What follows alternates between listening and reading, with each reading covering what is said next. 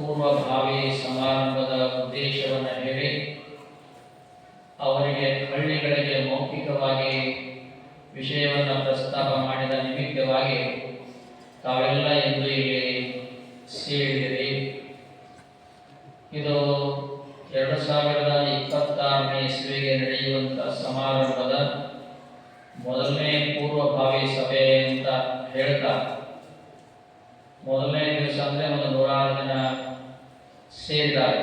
ಮೊದಲನೇ ಪೂರ್ವಭಾವಿ ಸಭೆ ಅಂತೇಳಿ ಇನ್ನಷ್ಟು ಜನ ಈ ಸಭೆಯಲ್ಲಿ ಸೇರಿ ಸಭೆಯ ಔಚಿತ್ಯವನ್ನು ಹೆಚ್ಚಿಸಬೇಕಾಗಿ ಬೇರೆ ಬೇರೆ ಅವರ ವೈಯಕ್ತಿಕ ಕಾರ್ಯಕಲಾಪಗಳ ನಿಮಿತ್ತವಾಗಿ ಅವರು ಬೇರೆ ಊರಿಗೆ ಹೋಗಿದ್ದಾರೆ ಅನ್ನುವ ಭಾವನೆಯನ್ನು ನಾವು ಕೇಳಿಕೊಟ್ವಿ.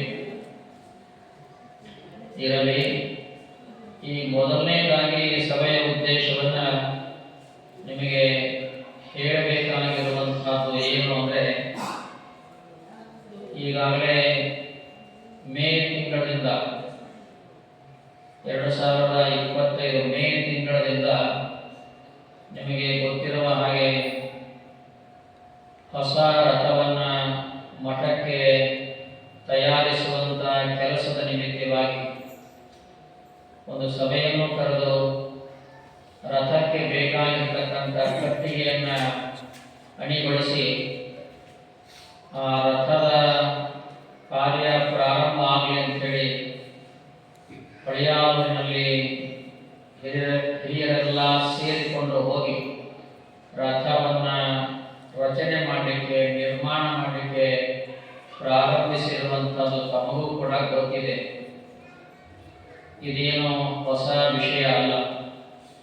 ನೂತನ ರಥದ ನಿರ್ಮಾಣ ಕಾರ್ಯ ಅತ್ಯಂತ ಯಶಸ್ವಿಯಾಗಿ ಸಾಂಗವಾಗಿದೆ. ಮೊನ್ನೆ ನಡೆದಿರುವಂತಹ ಪೂಜ್ಯರ ಪುಣ್ಯಾರಾಧನೆ ಮತ್ತು ಜಾತ್ರಾ ಮಹೋತ್ಸವದ ಸಮಯದಲ್ಲಿ ನಾವು ನಿಮಗೆಲ್ಲ ತಿಳಿಪಡಿಸಿದ್ವಿ. 4 ಹಳ್ಳಿಗಳಿಗೆ ಹೋದಾಗಲೂ ಕೂಡ ಹಳ್ಳಿಯ ಎಲ್ಲ ಸದ್ಭಕ್ತರಿಗೆ ಇಂಥ ಕಾರ್ಯವನ್ನು ಮಾಡ್ತಾ ಇದ್ದೀವಿ ಅನ್ನುವಂಥ ಒಂದು ವಿಷಯವನ್ನು ಅವರ ಗಮನಕ್ಕೂ ಕೂಡ ತಂದು ಕೊಟ್ಟಿದ್ವಿ. ನಮಗೆಲ್ಲ ನೆನಪಿರಬೇಕು. ಈಗ 2026ನೇ ವರ್ಷ ಬರುವಂತಹ ಸುಡಿ ಅಜ್ಜನವರ ಅಂದರೆ ಉಮಾಪತಿ ಶಿವಾಚಾರ್ಯ ಪುಣ್ಯಾರಾಧನೆ ಮತ್ತು ಜಾತ್ರೆ ಅನ್ನುವಂಥದ್ದು 50ನೇ ವರ್ಷದ ಜಾತ್ರೆ ಆಗುತ್ತೆ 2026. ಆ ಸಂದರ್ಭದಲ್ಲಿ ಹೊಸ ರಥವನ್ನು ನಿರ್ಮಾಣ ಮಾಡಬೇಕು ಅಂತ ಒಂದು ಉದ್ದೇಶ. ಆ ಹೊಸ ರಥವನ್ನು ಎಳಿಬೇಕು ಅನ್ನುವ ಕಾರಣಕ್ಕಾಗಿ ಇದು ಪೂರ್ವ ತಯಾರಿಯಾಗಿರುವಂಥ ಕಾರ್ಯಕ್ರಮ. ಬಹುತೇಕ ನಮ್ಮೂರಿನ ಎಲ್ಲ ಜನರಿಗೆ ಈ ವಿಷಯ ಈಗಾಗಲೇ ತಲುಪಿದೆ ಅಂತ ನಾವು ಭಾವಿಸಿದೆ. ಮನೆ ಮನೆಗಳಿಗೂ ಈ ವಿಷಯ ಸುದ್ದಿ ವಾರ್ತೆಯ ಮೂಲಕ ಒಬ್ಬರಿಂದ ಒಬ್ಬರಿಗೆ ತಲುಪಿದಂಥ ವಿಷಯ ಏನು ಹೊಸದೇನೂ ಅಲ್ಲ. ಅದೇ ತೆರನಾಗಿ ನಾವು ನಿಮ್ಮ ಗಮನಕ್ಕೆ ಹೇಳುವುದೇನೆಂದರೆ, ಜಾತ್ರೆ ನಡೆಯುವಂಥದ್ದು ನವರಾತ್ರಿಯಲ್ಲಿ ಜಾತ್ರೆ ಆಗುವ ಕಾರಣಕ್ಕಾಗಿ ನವರಾತ್ರಿಗೆ ಈ ಜಾತ್ರೆಯ ಹೊಸ ರಥ ಲೋಕಾರ್ಪಣೆಗೊಳಿಸಲಿಕ್ಕೆ ನಮಗೆ ಬೇಕಾಗಿರುವಂತಹ ಜಗದ್ಗುರುಗಳ ಯಾರೇ ಆದರೂ ಕೂಡ ನಮಗೆ ಒದಗುವುದಿಲ್ಲ ಅನ್ನೋ ಕಾರಣಕ್ಕಾಗಿ ಆ ಒಂದು ಜಾತ್ರೆ ಪೂರ್ವದಲ್ಲೇ ಈ ಒಂದು ರಥವನ್ನು ಲೋಕಾರ್ಪಣೆ ಮಾಡಬೇಕು ಅನ್ನೋ ದೃಷ್ಟಿಯಿಂದ ಯುಗಾದಿಯ ದಿವಸ ಹೊಸ ರಥ, ನಾಳೆ ಬರುವಂತ ಯುಗಾದಿ ದಿವಸ ಹೊಸ ರಥ ನಮ್ಮ ಊರಿಗೆ ಬರ್ತಾ ಇದೆ. ಇಲ್ಲಿ ಬಂದ ಮೇಲೆ ಅದನ್ನ ಸರಿಯಾಗಿ ಜೋಡಿಸಿ ವ್ಯವಸ್ಥೆ ಮಾಡುವಂತ ಕೆಲಸವನ್ನ ಆ ರಥದ ಶಿಲ್ಪಿಗಳು ಸೂಡಿಯಲ್ಲೇ 15 ದಿನಗಳ ಕಾಲ ಇಲ್ಲೇ ಇದ್ದು ತಯಾರಿಸಿಕೊಡ್ತೀವಿ ಅನ್ನುವಂಥ ವಾಗ್ದಾನವನ್ನು ಮಾಡಿದ್ದಾರೆ. ಹಾಗಾಗಿ ರಥ ರೆಡಿ ಆಗುತ್ತೆ, ತಯಾರಾಗುತ್ತೆ. ಆದರೆ ತಯಾರಾಗಿರುವಂತಹ ರಥವನ್ನ ಒಂದು ಶಾಸ್ತ್ರ ಸಮ್ಮತವಾಗಿ ವಿಧಿಬದ್ಧವಾಗಿ ಹೋಮ ಹವನಗಳ ಮುಖಾಂತರವಾಗಿ ಎಲ್ಲ ಕಾಷ್ಟಗಳಲ್ಲಿ ಕಲ್ಲಿನಲ್ಲಿ ಇರತಕ್ಕಂಥ ಏನೋ ದೋಷಗಳನ್ನ ಪರಿಹಾರ ಮಾಡಿಕೊಳ್ಳುವುದಕ್ಕಾಗಿ ಒಂದು ಶಾಸ್ತ್ರ ಸಮ್ಮತವಾಗಿರುವಂತಹ ವಿಧಿ ಕ್ರಿಯಾಕರ್ಮಗಳನ್ನು ಪೂರೈಸಬೇಕಾಗಿರುವಂಥದ್ದು ಒಂದು ಪದ್ಧತಿ. ರಥ ನಿರಂತರವಾಗಿ ಸಾಗಬೇಕು, ಅದರಲ್ಲಿ ಯಾವುದೇ ದೋಷಗಳು ಇರಬಾರದು ಅನ್ನೋ ಕಾರಣಕ್ಕಾಗಿ ಶಾಸ್ತ್ರ ಇರುತ್ತೆ. ಆ ಶಾಸ್ತ್ರವೆಲ್ಲ ಪೂರೈಸಬೇಕಾಗುತ್ತೆ. ಆ ಎಲ್ಲ ಕಾರ್ಯವನ್ನು ತಯಾರಿಸಿಟ್ಟುಕೊಂಡ್ರೆ ಮುಂದೆ ಪ್ರತಿ ವರ್ಷ ರಥ ಯಥಾ ಪ್ರಕಾರವಾಗಿ ಸಾಗಿಕೊಂಡು ಹೋಗಲಿಕ್ಕೆ ಸಾಧ್ಯವಾಗ್ತಾ ಇದೆ. ಆ ಭಾವನೆಯಿಂದ ಈಗ ಆ ತಯಾರಾಗಿರುವಂಥ ರಥ ಸೂಡಿಗೆ ಬಂದ ಮೇಲೆ ರಥದ ಧಾರ್ಮಿಕ ವಿಧಿವಿಧಾನಗಳನ್ನು ಪೂರೈಸಿದ ಮೇಲೆ ಒಂದು ಲೋಕಾರ್ಪಣೆ ಕಾರ್ಯಕ್ರಮವನ್ನು ಮಾಡಬೇಕು. ಯಾಕೆ ನಾವು ಆ ಕಾರ್ಯಕ್ರಮವನ್ನು ಯೋಜಿಸಬೇಕು ಅಂದರೆ ಲೋಕಕ್ಕೆ, ಜನತೆಗೆ, ಸಮಾಜಕ್ಕೆ ಹೊಸ ರಥ ಆಗಿದೆ ಅನ್ನುವಂಥದ್ದು ಗೊತ್ತಾಗಬೇಕು ಅನ್ನೋ ದೃಷ್ಟಿಯಿಂದ, ಮತ್ತು ಈಗ ನಿರ್ಮಾಣ ಮಾಡುವಂಥ ರಥ ಏನು ಸ್ವಲ್ಪ ಹಣದಲ್ಲ, ಸುಮಾರು 50 ಲಕ್ಷ ರೂಪಾಯಿ ಮೌಲ್ಯದ ಅದರ ವ್ಯವಸ್ಥೆ ಇದೆ. ಅಷ್ಟು ದೊಡ್ಡ ಪ್ರಮಾಣದ ಹಣವನ್ನು ಯಾರೇ ಒಬ್ಬರು ಕೊಡಲಿಕ್ಕೆ ಸಾಧ್ಯ ಇಲ್ಲ. ಉದಾರವಾಗಿ ಆ ದಾನವನ್ನು, ಸಂಪತ್ತನ್ನು ಪುಣ್ಯಾತ್ಮರು ದಾನ ಮಾಡ್ತಾರೆ. ಅವರೆಲ್ಲರನ್ನೂ ಆ ಒಂದು ಪವಿತ್ರವಾಗಿರುವಂತಹ ಸಮಾರಂಭದಲ್ಲಿ ಬರಮಾಡಿಕೊಂಡು ಜಾತ್ರೆಯಿಂದ ಪೂರ್ವದಲ್ಲೇ ರಥವನ್ನ ಲೋಕಾರ್ಪಣೆಗೊಳಿಸಬೇಕು ಅನ್ನೋ ಕಾರಣಕ್ಕಾಗಿ ಈ ಒಂದು ಪೂರ್ವಭಾವಿ ಸಭೆಯನ್ನ ಆಯೋಜಿಸಿ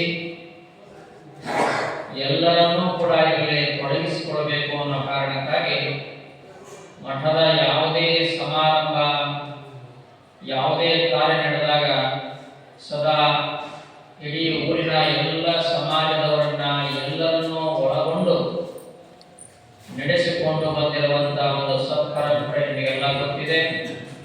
ಆ ದೃಷ್ಟಿಯಿಂದ ನಮ್ಮ ಹಿರಿಯರು ಪ್ರತಿಯೊಂದು ಮನೆಗೆ, ಈ ವರ್ಷವಂತೂ ಪ್ರತಿಯೊಂದು ಮನೆಗೆ ಒಂದು ಈ ಪೂರ್ವಭಾವಿ ಸಭೆಯ ಒಂದು ಪತ್ರವನ್ನು ಅವರ ಮನೆಗೆ ಕಳಿಸಿ ಇಂಥ ವಿಷಯ ಚರ್ಚೆ ಆಗುತ್ತೆ, ನಾವು ಬರಬೇಕು ಅನ್ನುವಂಥ ಸೂಚನೆಯನ್ನ ಕಳಿಸಿಕೊಟ್ಟಿದ್ವಿ.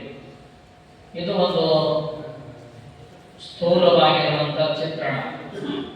ಸಭೆಯ ಉದ್ದೇಶ ಇಷ್ಟೇ, ನೂತನ ರಥ ನಿರ್ಮಾಣ ಆಗಿ ಬರ್ತಾ ಇದೆ, ಅದನ್ನು ಲೋಕಾರ್ಪಣೆಗೊಳಿಸಬೇಕು.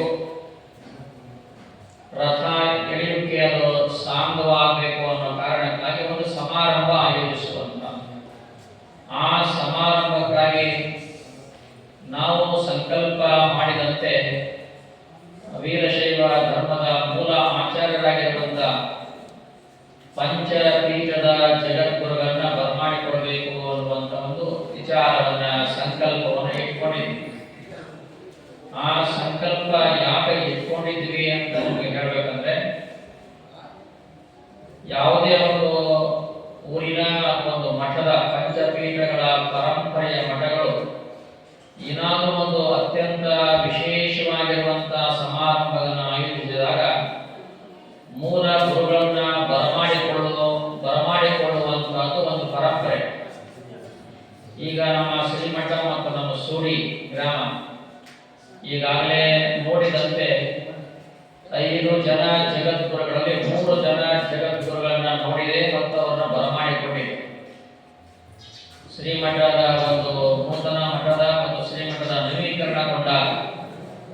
ನವೀಕರಣಗೊಂಡಾಗ 5 ದಿನಗಳ ಕಾಲ ಸೂಡಿಯಲ್ಲಿ ಬಾಳೆಹೊನ್ನೂರಿನ ಜಗದ್ಗುರುಗಳವರನ್ನ ಬರಮಾಡಿಕೊಂಡು ಅವರ ಅಡ್ಡಪಲ್ಲಕ್ಕಿ ಉತ್ಸವವನ್ನು ಮಾಡಿ 5 ದಿನಗಳ ಕಾಲ ಒಂದು ಅವರ ಇಷ್ಟಲಿಂಗ ಮಹಾಪೂಜೆಯನ್ನು ಬೆಳಗಿನ ಜಾವ ನೆರವೇರಿಸಿ ಸಂಜೆ ಧರ್ಮ ಸಮಾರಂಭವನ್ನು ಆಯೋಜಿಸಿ ಒಂದು ಅತ್ಯಂತ ಶ್ರೇಷ್ಠವಾದ ಮತ್ತು ಎಲ್ಲರೂ ನೆನಪಿಟ್ಟುಕೊಳ್ಳುವ ಹಾಗೆ ಒಂದು ಸಮಾರಂಭವನ್ನು ಮಾಡಿದ್ದು ನಿಮ್ಮೆಲ್ಲರ ಗಮನದಲ್ಲೂ ಇದೆ.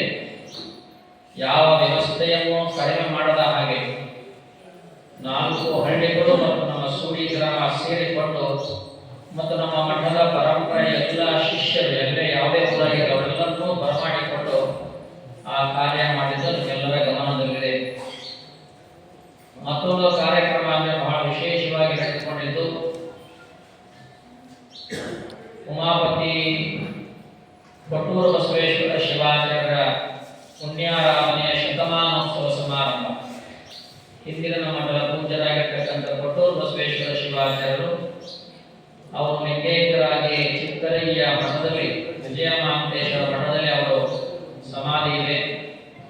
ಅಂತ ಪೂಜ್ಯರ ಲಿಂಗೈಕ್ಯರಾಗಿ 1918ರಲ್ಲಿ ಲಿಂಗೈಕ್ಯರಾದ 2018ರಲ್ಲಿ ಇಲ್ಲಿ ಶತಮಾನೋತ್ಸವವನ್ನು ಆಚರಿಸಿ ಆ ಕಾರ್ಯಕ್ರಮವನ್ನು ಮಾಡಿದಾಗ ಸೂರ್ಯ ಜುತ್ತಿ ಹಿರೇಮಠ ಅನ್ನುವಂಥದ್ದು ಪಂಚಪೀಠಗಳ ಪರಂಪರೆಯ ಕಾಶಿ ಜ್ಞಾನ ಸಿಂಹಾಸನ ಶಾಖಾ ಮಠ ಅಂತ ನಿಮಗೆಲ್ಲ ಗೊತ್ತಿದೆ. ಕಾಶಿ ಪೀಠದ ಜಗದ್ಗುರುಗಳವನ್ನ ಜಾತ್ರಾ ಮಹೋತ್ಸವದಲ್ಲಿ ಬರಮಾಡಿಕೊಂಡು ಅವರ ಅಡ್ಡಪಲ್ಲಕ್ಕಿ ಉತ್ಸವವನ್ನು ಮಾಡಿ ಪೂಜ್ಯ ಕೊಟ್ಟೂರು ಬಸವೇಶ್ವರ ಶಿವಾಚಾರ್ಯರ ಲಿಂಗೈಕ್ಯರಾಗಿದ್ದ ಶತಮಾನೋತ್ಸವ ಪುಣ್ಯಾರಾಧನೆಯ ಶತಮಾನೋತ್ಸವ ಸಮಾರಂಭವನ್ನು ಆಚರಿಸಿ ಈ ಊರಿಗೆ ಎರಡನೆಯ ಜಗದ್ಗುರುಗಳನ್ನಾಗಿ ಕಾಶಿ ಜಗದ್ಗುರುಗಳ ಅಡ್ಡಪಲ್ಲಕ್ಕಿ ಉತ್ಸವ ಮಾಡಿದ್ದು ಈ ಊರಿನ ಇತಿಹಾಸದಲ್ಲಿ ದಾಖಲೆಯಾಗಿರುವಂಥ ವಿಚಾರ. ಇದು ನಿಮಗೆಲ್ಲ ಗೊತ್ತಿದೆ. ಅದರಲ್ಲೂ ತಾವೆಲ್ಲ ಬಹಳ ದೊಡ್ಡ ಪ್ರಮಾಣದಲ್ಲಿ ಸೇವೆಯನ್ನ ಮಾಡಿದ್ದು ನೆನಪಿದೆ. ಮತ್ತೆ ಬಹಳ ಶ್ರೇಷ್ಠವಾಗಿರುವಂತಹ ಮತ್ತೊಂದು ಮಹತ್ವದ ಘಟ್ಟ ಸೂಡಿ ನಮ್ಮ ಮಠಕ್ಕೆ ಬಂತು. ಅದು ಏನು ಅಂದ್ರೆ ಲಿಂಗೈಕ್ಯ ಉಮಾಪತಿ ಶಿವಾಚಾರ್ಯರ ಲಿಂಗೈಕ್ಯರಾಗಿ 75 ವರ್ಷ ಅಮೃತ ಮಹೋತ್ಸವ ಸಮಾರಂಭ. ಅವರು ಲಿಂಗೈಕ್ಯರಾಗಿ 75 ವರ್ಷದ ಅಮೃತ ಮಹೋತ್ಸವ ಬಂತು, ಪುಣ್ಯಾರಾಧನೆಯ ಅಮೃತ ಮಹೋತ್ಸವ ಸಮಾರಂಭ. ಆ ಸಮಾರಂಭವನ್ನು ಅತ್ಯಂತ ಸುಂದರವಾಗಿ ಮತ್ತು ಯಶಸ್ವಿಯಾಗಿ ನಮ್ಮೂರಿನ ಎಲ್ಲ ಜನರು ನೆರವೇರಿಸಿಕೊಟ್ಟಿದ್ದಾರೆ. ಅದು ಯಾವ ಪ್ರಮಾಣದಲ್ಲಿ ಆಯಿತು ಅಂದ್ರೆ ಆ ಸಂದರ್ಭದಲ್ಲಿ ಈರುವ ಜಗದ್ಗುರುಗಳನ್ನ, ಇಬ್ಬರು ಜಗದ್ಗುರು ಮತ್ತೆ ಬಾಳೆಹೊನ್ನೂರು ಮತ್ತು ಕೇದಾರದ ಜಗದ್ಗುರುಗಳನ್ನ ಬರಮಾಡಿಕೊಂಡು ಅವರ ಅಡ್ಡಪಲ್ಲಕ್ಕಿ ಉತ್ಸವವನ್ನ ಸೂಡಿಯಲ್ಲಿ ಮಾಡಿದೆ. ಒಟ್ಟಾರೆಯಾಗಿ ಸೂಡಿ ಈಗ ಕಂಡಿರುವಂತಹದ್ದು 2016, 2018 ಮತ್ತೆ ಕೇದಾರ ಮತ್ತು ರಂಭಾಪುರಿ ಜಗದ್ಗುರುಗಳ ಸಮಾರಂಭವನ್ನು ಒಟ್ಟಾರೆಯಾಗಿ 3 ಕಾರ್ಯಕ್ರಮಗಳು ಒಂದು 6 ವರ್ಷದಲ್ಲೇ ಈ ಊರಿನಲ್ಲಿ ಒಂದು ಧಾರ್ಮಿಕ ಸಂಚಲನವನ್ನೇ ಸೃಷ್ಟಿ ಮಾಡಿ ಮಠದ ಇತಿಹಾಸದಲ್ಲಿ, ಮಠದ ದಾಖಲೆಯಲ್ಲಿ ಆಗಿರುವಂತಹ ಕಾರ್ಯಕ್ರಮವನ್ನು ನಾವ್ಯಾರು ಮರೆಯಲು ಸಾಧ್ಯ ಇಲ್ಲ, ನೀವು ಮರೆಯಲು ಸಾಧ್ಯ ಇಲ್ಲ. ಈಗ ಮತ್ತೊಂದು ಮಹತ್ವದ ಘಟ್ಟ ಬಂದಿದೆ. ಏನು ಅಂದ್ರೆ ಹಿಂದಿನ ನಮ್ಮ ಮಠದ ಪೂಜ್ಯರಾಗಿ ಕೊಪ್ಪಳ ಗವಿಮಠಕ್ಕೆ ಹೋಗಿ ಲಿಂಗೈಕ್ಯರಾಗಿರ್ತಕ್ಕಂಥ ಶ್ರೀಮಂದಿರಂಜನ ಶಿವಶಾಂತವೀರ ಮಹಾಸ್ವಾಮಿಗಳವರು ತಾವು ಈ ಮಠದಲ್ಲೇ ಇದ್ದು ಈ ಮಠವನ್ನು ಬಿಟ್ಟು ಕೊಪ್ಪಳ ಗವಿಮಠಕ್ಕೆ ಹೋದ್ಮೇಲೆ, ಗವಿಮಠಕ್ಕೆ ಪಟ್ಟವನ್ನ ಆದ್ಮೇಲೆ ಈ ಮಠದ ಒಂದು ಪುಣ್ಯಾರಾಧನೆ, ನಮ್ಮ ಹಿಂದಿನ ಗುರುಗಳ ಪುಣ್ಯಾರಾಧನೆಗೆ ಒಂದು ರಥ ಆಗಬೇಕು ಅಂತ ಸತ್ಸಂಕಲ್ಪವನ್ನು ಮಾಡಿ ಅವರು ಕೊಪ್ಪಳ ಗವಿಮಠಕ್ಕೆ ಹೋಗಿ ಆದ ಮೇಲೂ ಕೂಡ ಈ ಮಠದ ಮೇಲೆ ಒಂದು ಅತ್ಯಂತ ಮೃದುಧೋರಣೆ ಮತ್ತು ಅಭಿವೃದ್ಧಿಯ ಭಾವನೆಯನ್ನು ಹೊಂದಿದ್ದು. ಆ ಭಾವನೆಯಿಂದ ಪೂಜ್ಯ ಶಿವಶಾಂತವೀರ ಮಹಾಸ್ವಾಮಿಗಳವರು 12 ವರ್ಷಗಳ ನಂತರ 1955ಕ್ಕೆ ಕೊಪ್ಪಳ ಗವಿಮಠಕ್ಕೆ ಪಟ್ಟ ಆದಮೇಲೆ 1977ರಲ್ಲಿ ಅಂದ್ರೆ 12 ವರ್ಷದ ನಂತರ ಸೂರ್ಯ ಈ ಮಠಕ್ಕೆ ಒಂದು ರಥವನ್ನ ಮಾಡಿಸಬೇಕು ಅನ್ನುವಂಥ ಸಂಕಲ್ಪವನ್ನು ಪೂರೈಸಿ ಲಿಂಗೈಕ್ಯರಾಗಿರುವಂತ ಅಂದಾನಪ್ಪ ಚೆನ್ನಪ್ಪ ಬಳಗೇರವರು ಅವತ್ತು ಅವರು ಜೀವಂತ ಇತ್ತು. ಆ ಕಾಲದಲ್ಲಿ ಅವರ ಮನಸ್ಸನ್ನು ಒಲಿಸಿ ಅವರ ಒಪ್ಪಿಗೆಯನ್ನು ಪಡೆದು ಅವರ ಮುಖಾಂತರವಾಗಿ ಇಲ್ಲೊಂದು ರಥ ಆಗಬೇಕು ಅಂತ ಶ್ರಮವಹಿಸಿ ಈ ಮಠಕ್ಕೆ ರಥವನ್ನು ಮಾಡಿದರು. ಪುಣ್ಯಾರಾಧನೆ ನಿಮಿತ್ತವಾಗಿ ಸೂಡಿಯಲ್ಲಿ 1977ರಿಂದ ಜಾತ್ರೆ ಪ್ರಾರಂಭ ಆಯಿತು. ಇದು ಈ ಮಠದ ಅತ್ಯಂತ ಅವಶ್ಯದ ಮಹತ್ವದ ಒಂದು ಘಟ್ಟ. ಈ ಮಠದ ಇತಿಹಾಸದಲ್ಲೇ ಬರೆದಿಡುವಂಥ ಅತ್ಯಂತ ಶ್ರೇಷ್ಠವಾಗಿರುವಂಥ ಕಾರ್ಯವನ್ನು ಈ ಮಠಕ್ಕೆ ನಾನು ಬಿಟ್ಟು ಹೋದ ಮೇಲೂ ಕೂಡ ಮಠದ ಬಗ್ಗೆ ಕಾಳಜಿಯನ್ನು ಇಟ್ಕೊಂಡು, ಯಾಕಂದ್ರೆ ಅವರು ಈ ಮಠದ ಪೂರ್ವಾಶ್ರಮದ ಬಂಧುಗಳು, ಈ ಮಠದ ಪೂರ್ವಾಶ್ರಮದಲ್ಲಿ ಹುಟ್ಟಿ ಬೆಳೆದವರು. ಅವರು ಗವಿಮಠಕ್ಕೆ ಹೋದ್ಮೇಲೆ ಈ ಮಠದ ಕಾರ್ಯವನ್ನು ಪೂರೈಸಬೇಕು, ನನ್ನ ಗುರುಗಳ ಸೇವೆಯನ್ನು ಮಾಡಬೇಕು ಅಂತ ಕಾರ್ಯವನ್ನು ಮಾಡಿದರು. ಆ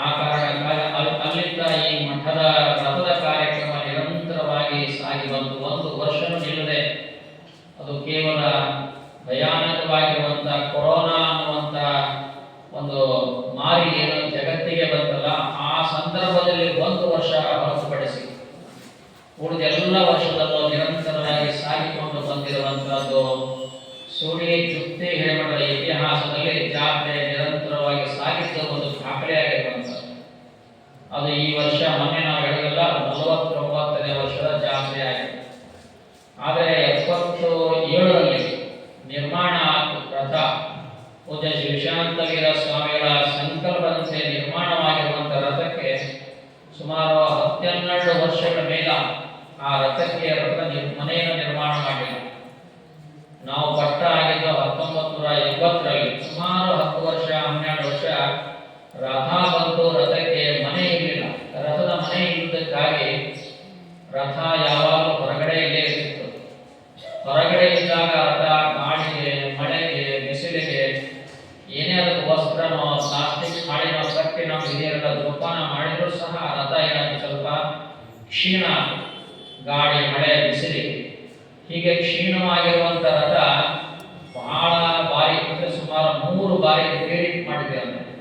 ನಾವು ಬಂದ್ಮೇಲೆ ಹೇಳ್ತಾ ಇದ್ದೇವೆ 80ರ ನಂತರ 1980ರ ನಂತರ ಅದು ರಿಪೇರಿ 2-3 ಬಾರಿ ರಿಪೇರಿ ಮಾಡಿಸಿದ್ದಾರೆ. ಇರುಸುಗಳು ಕಟ್ಟಾದವು, ಅಚ್ಚುಗಳು ಹೋದವು. ಅಲ್ಲಲ್ಲಿ ಆ ರಥದ ಭಾಗ ಸ್ವಲ್ಪ ರಿಪೇರಿ ಮಾಡಿಸಿ ಸಾಗಿಸಿಕೊಂಡು ಹೋಗಿದ್ವಿ. ಕಳೆದ ವರ್ಷ ಒಬ್ಬ ಶಿಲ್ಪಿಗಳನ್ನು ಕರೆಸಿ ಇದನ್ನ ರಿಪೇರಿ ಮಾಡಿಸಬೇಕು ಅಂತ ವಿಚಾರ ಮಾಡಿದಾಗ ಹೇಳಿದರು, ಇದರ ಕಟ್ಟಿಗೆ ಬಹಳ ಕೆಟ್ಟು ಹೋಗಿದೆ, ಅದು ಚೆನ್ನಾಗಿಲ್ಲ, ಆದಷ್ಟು ಬೇಗನೆ ಒಂದು ರಥದ ಹೊಸ ರಥ ನಿರ್ಮಾಣ ಮಾಡುವ ಯೋಗ್ಯ ಅನ್ನುವಂಥ ಶಿಲ್ಪಿಯ ಒಪ್ಪಿಗೆ ಅಥವಾ ಅನಿಸಿಕೆಯನ್ನು ಪಡೆದು ಒಂದು ಸಂಕಲ್ಪವನ್ನು ಮಾಡಿದ್ವಿ. ನಾವು ನಿಮಗೇನು ಹೇಳಿಲ್ಲ ಕೇಳಿಲ್ಲ, ನಿಮ್ಮನ್ನಂತ ನಾವು ಒತ್ತಡ ಕೇಳಿಲ್ಲ ವಿಚಾರದಲ್ಲಿ. ಹೊರಗಡೆ ನಮಗೆ ಆತ್ಮೀಯರಾಗಿರ್ತಕ್ಕಂಥ, ನಮಗೆ ನಮ್ಮ ಬಳಗದಲ್ಲೇ ಇರ್ತಕ್ಕಂಥ ಅತ್ಯಂತ ಆತ್ಮೀಯರು, ನಮ್ಮ ಬಗ್ಗೆ ಅಭಿಮಾನವುಳ್ಳಂಥವ್ರನ್ನ ಅಲ್ಲಲ್ಲೂ ಪ್ರಶ್ನೆ ಮಾಡಿ ಕೇಳ್ಕೊಂಡು ಬಂದ್ವಿ. ಅವ್ರು ಹೇಳಿದ್ರು, ನೀವು ಮಾಡಿಸ್ರಿ, ನಾವು ನೀವು ಮಾಡುವಂತ ಈ ರಥಕ್ಕೆ ದಾನವನ್ನು ಕೊಡ್ತೀವಿ ಅನ್ನುವಂಥ ಮಾತನ್ನ ಹೇಳಿದ್ರು. ಕೆಲವರು ನಮ್ಮ ಗಮನದಲ್ಲಿದ್ದಂತ ಕೆಲವರು ಒಬ್ಬರು ಅಥವಾ ಇಬ್ಬರು ಕೂಡಿ ಕೊಡುವಂತ ರಥ ನಿರ್ಮಾಣ ಮಾಡುವಂತ ಸಾಮರ್ಥ್ಯ ಉಳ್ಳಂತವ್ರು ಶಿಷ್ಯರಿಗೆ ನಮಗೆ ಬಹಳ ಬೇಕಾದವರು.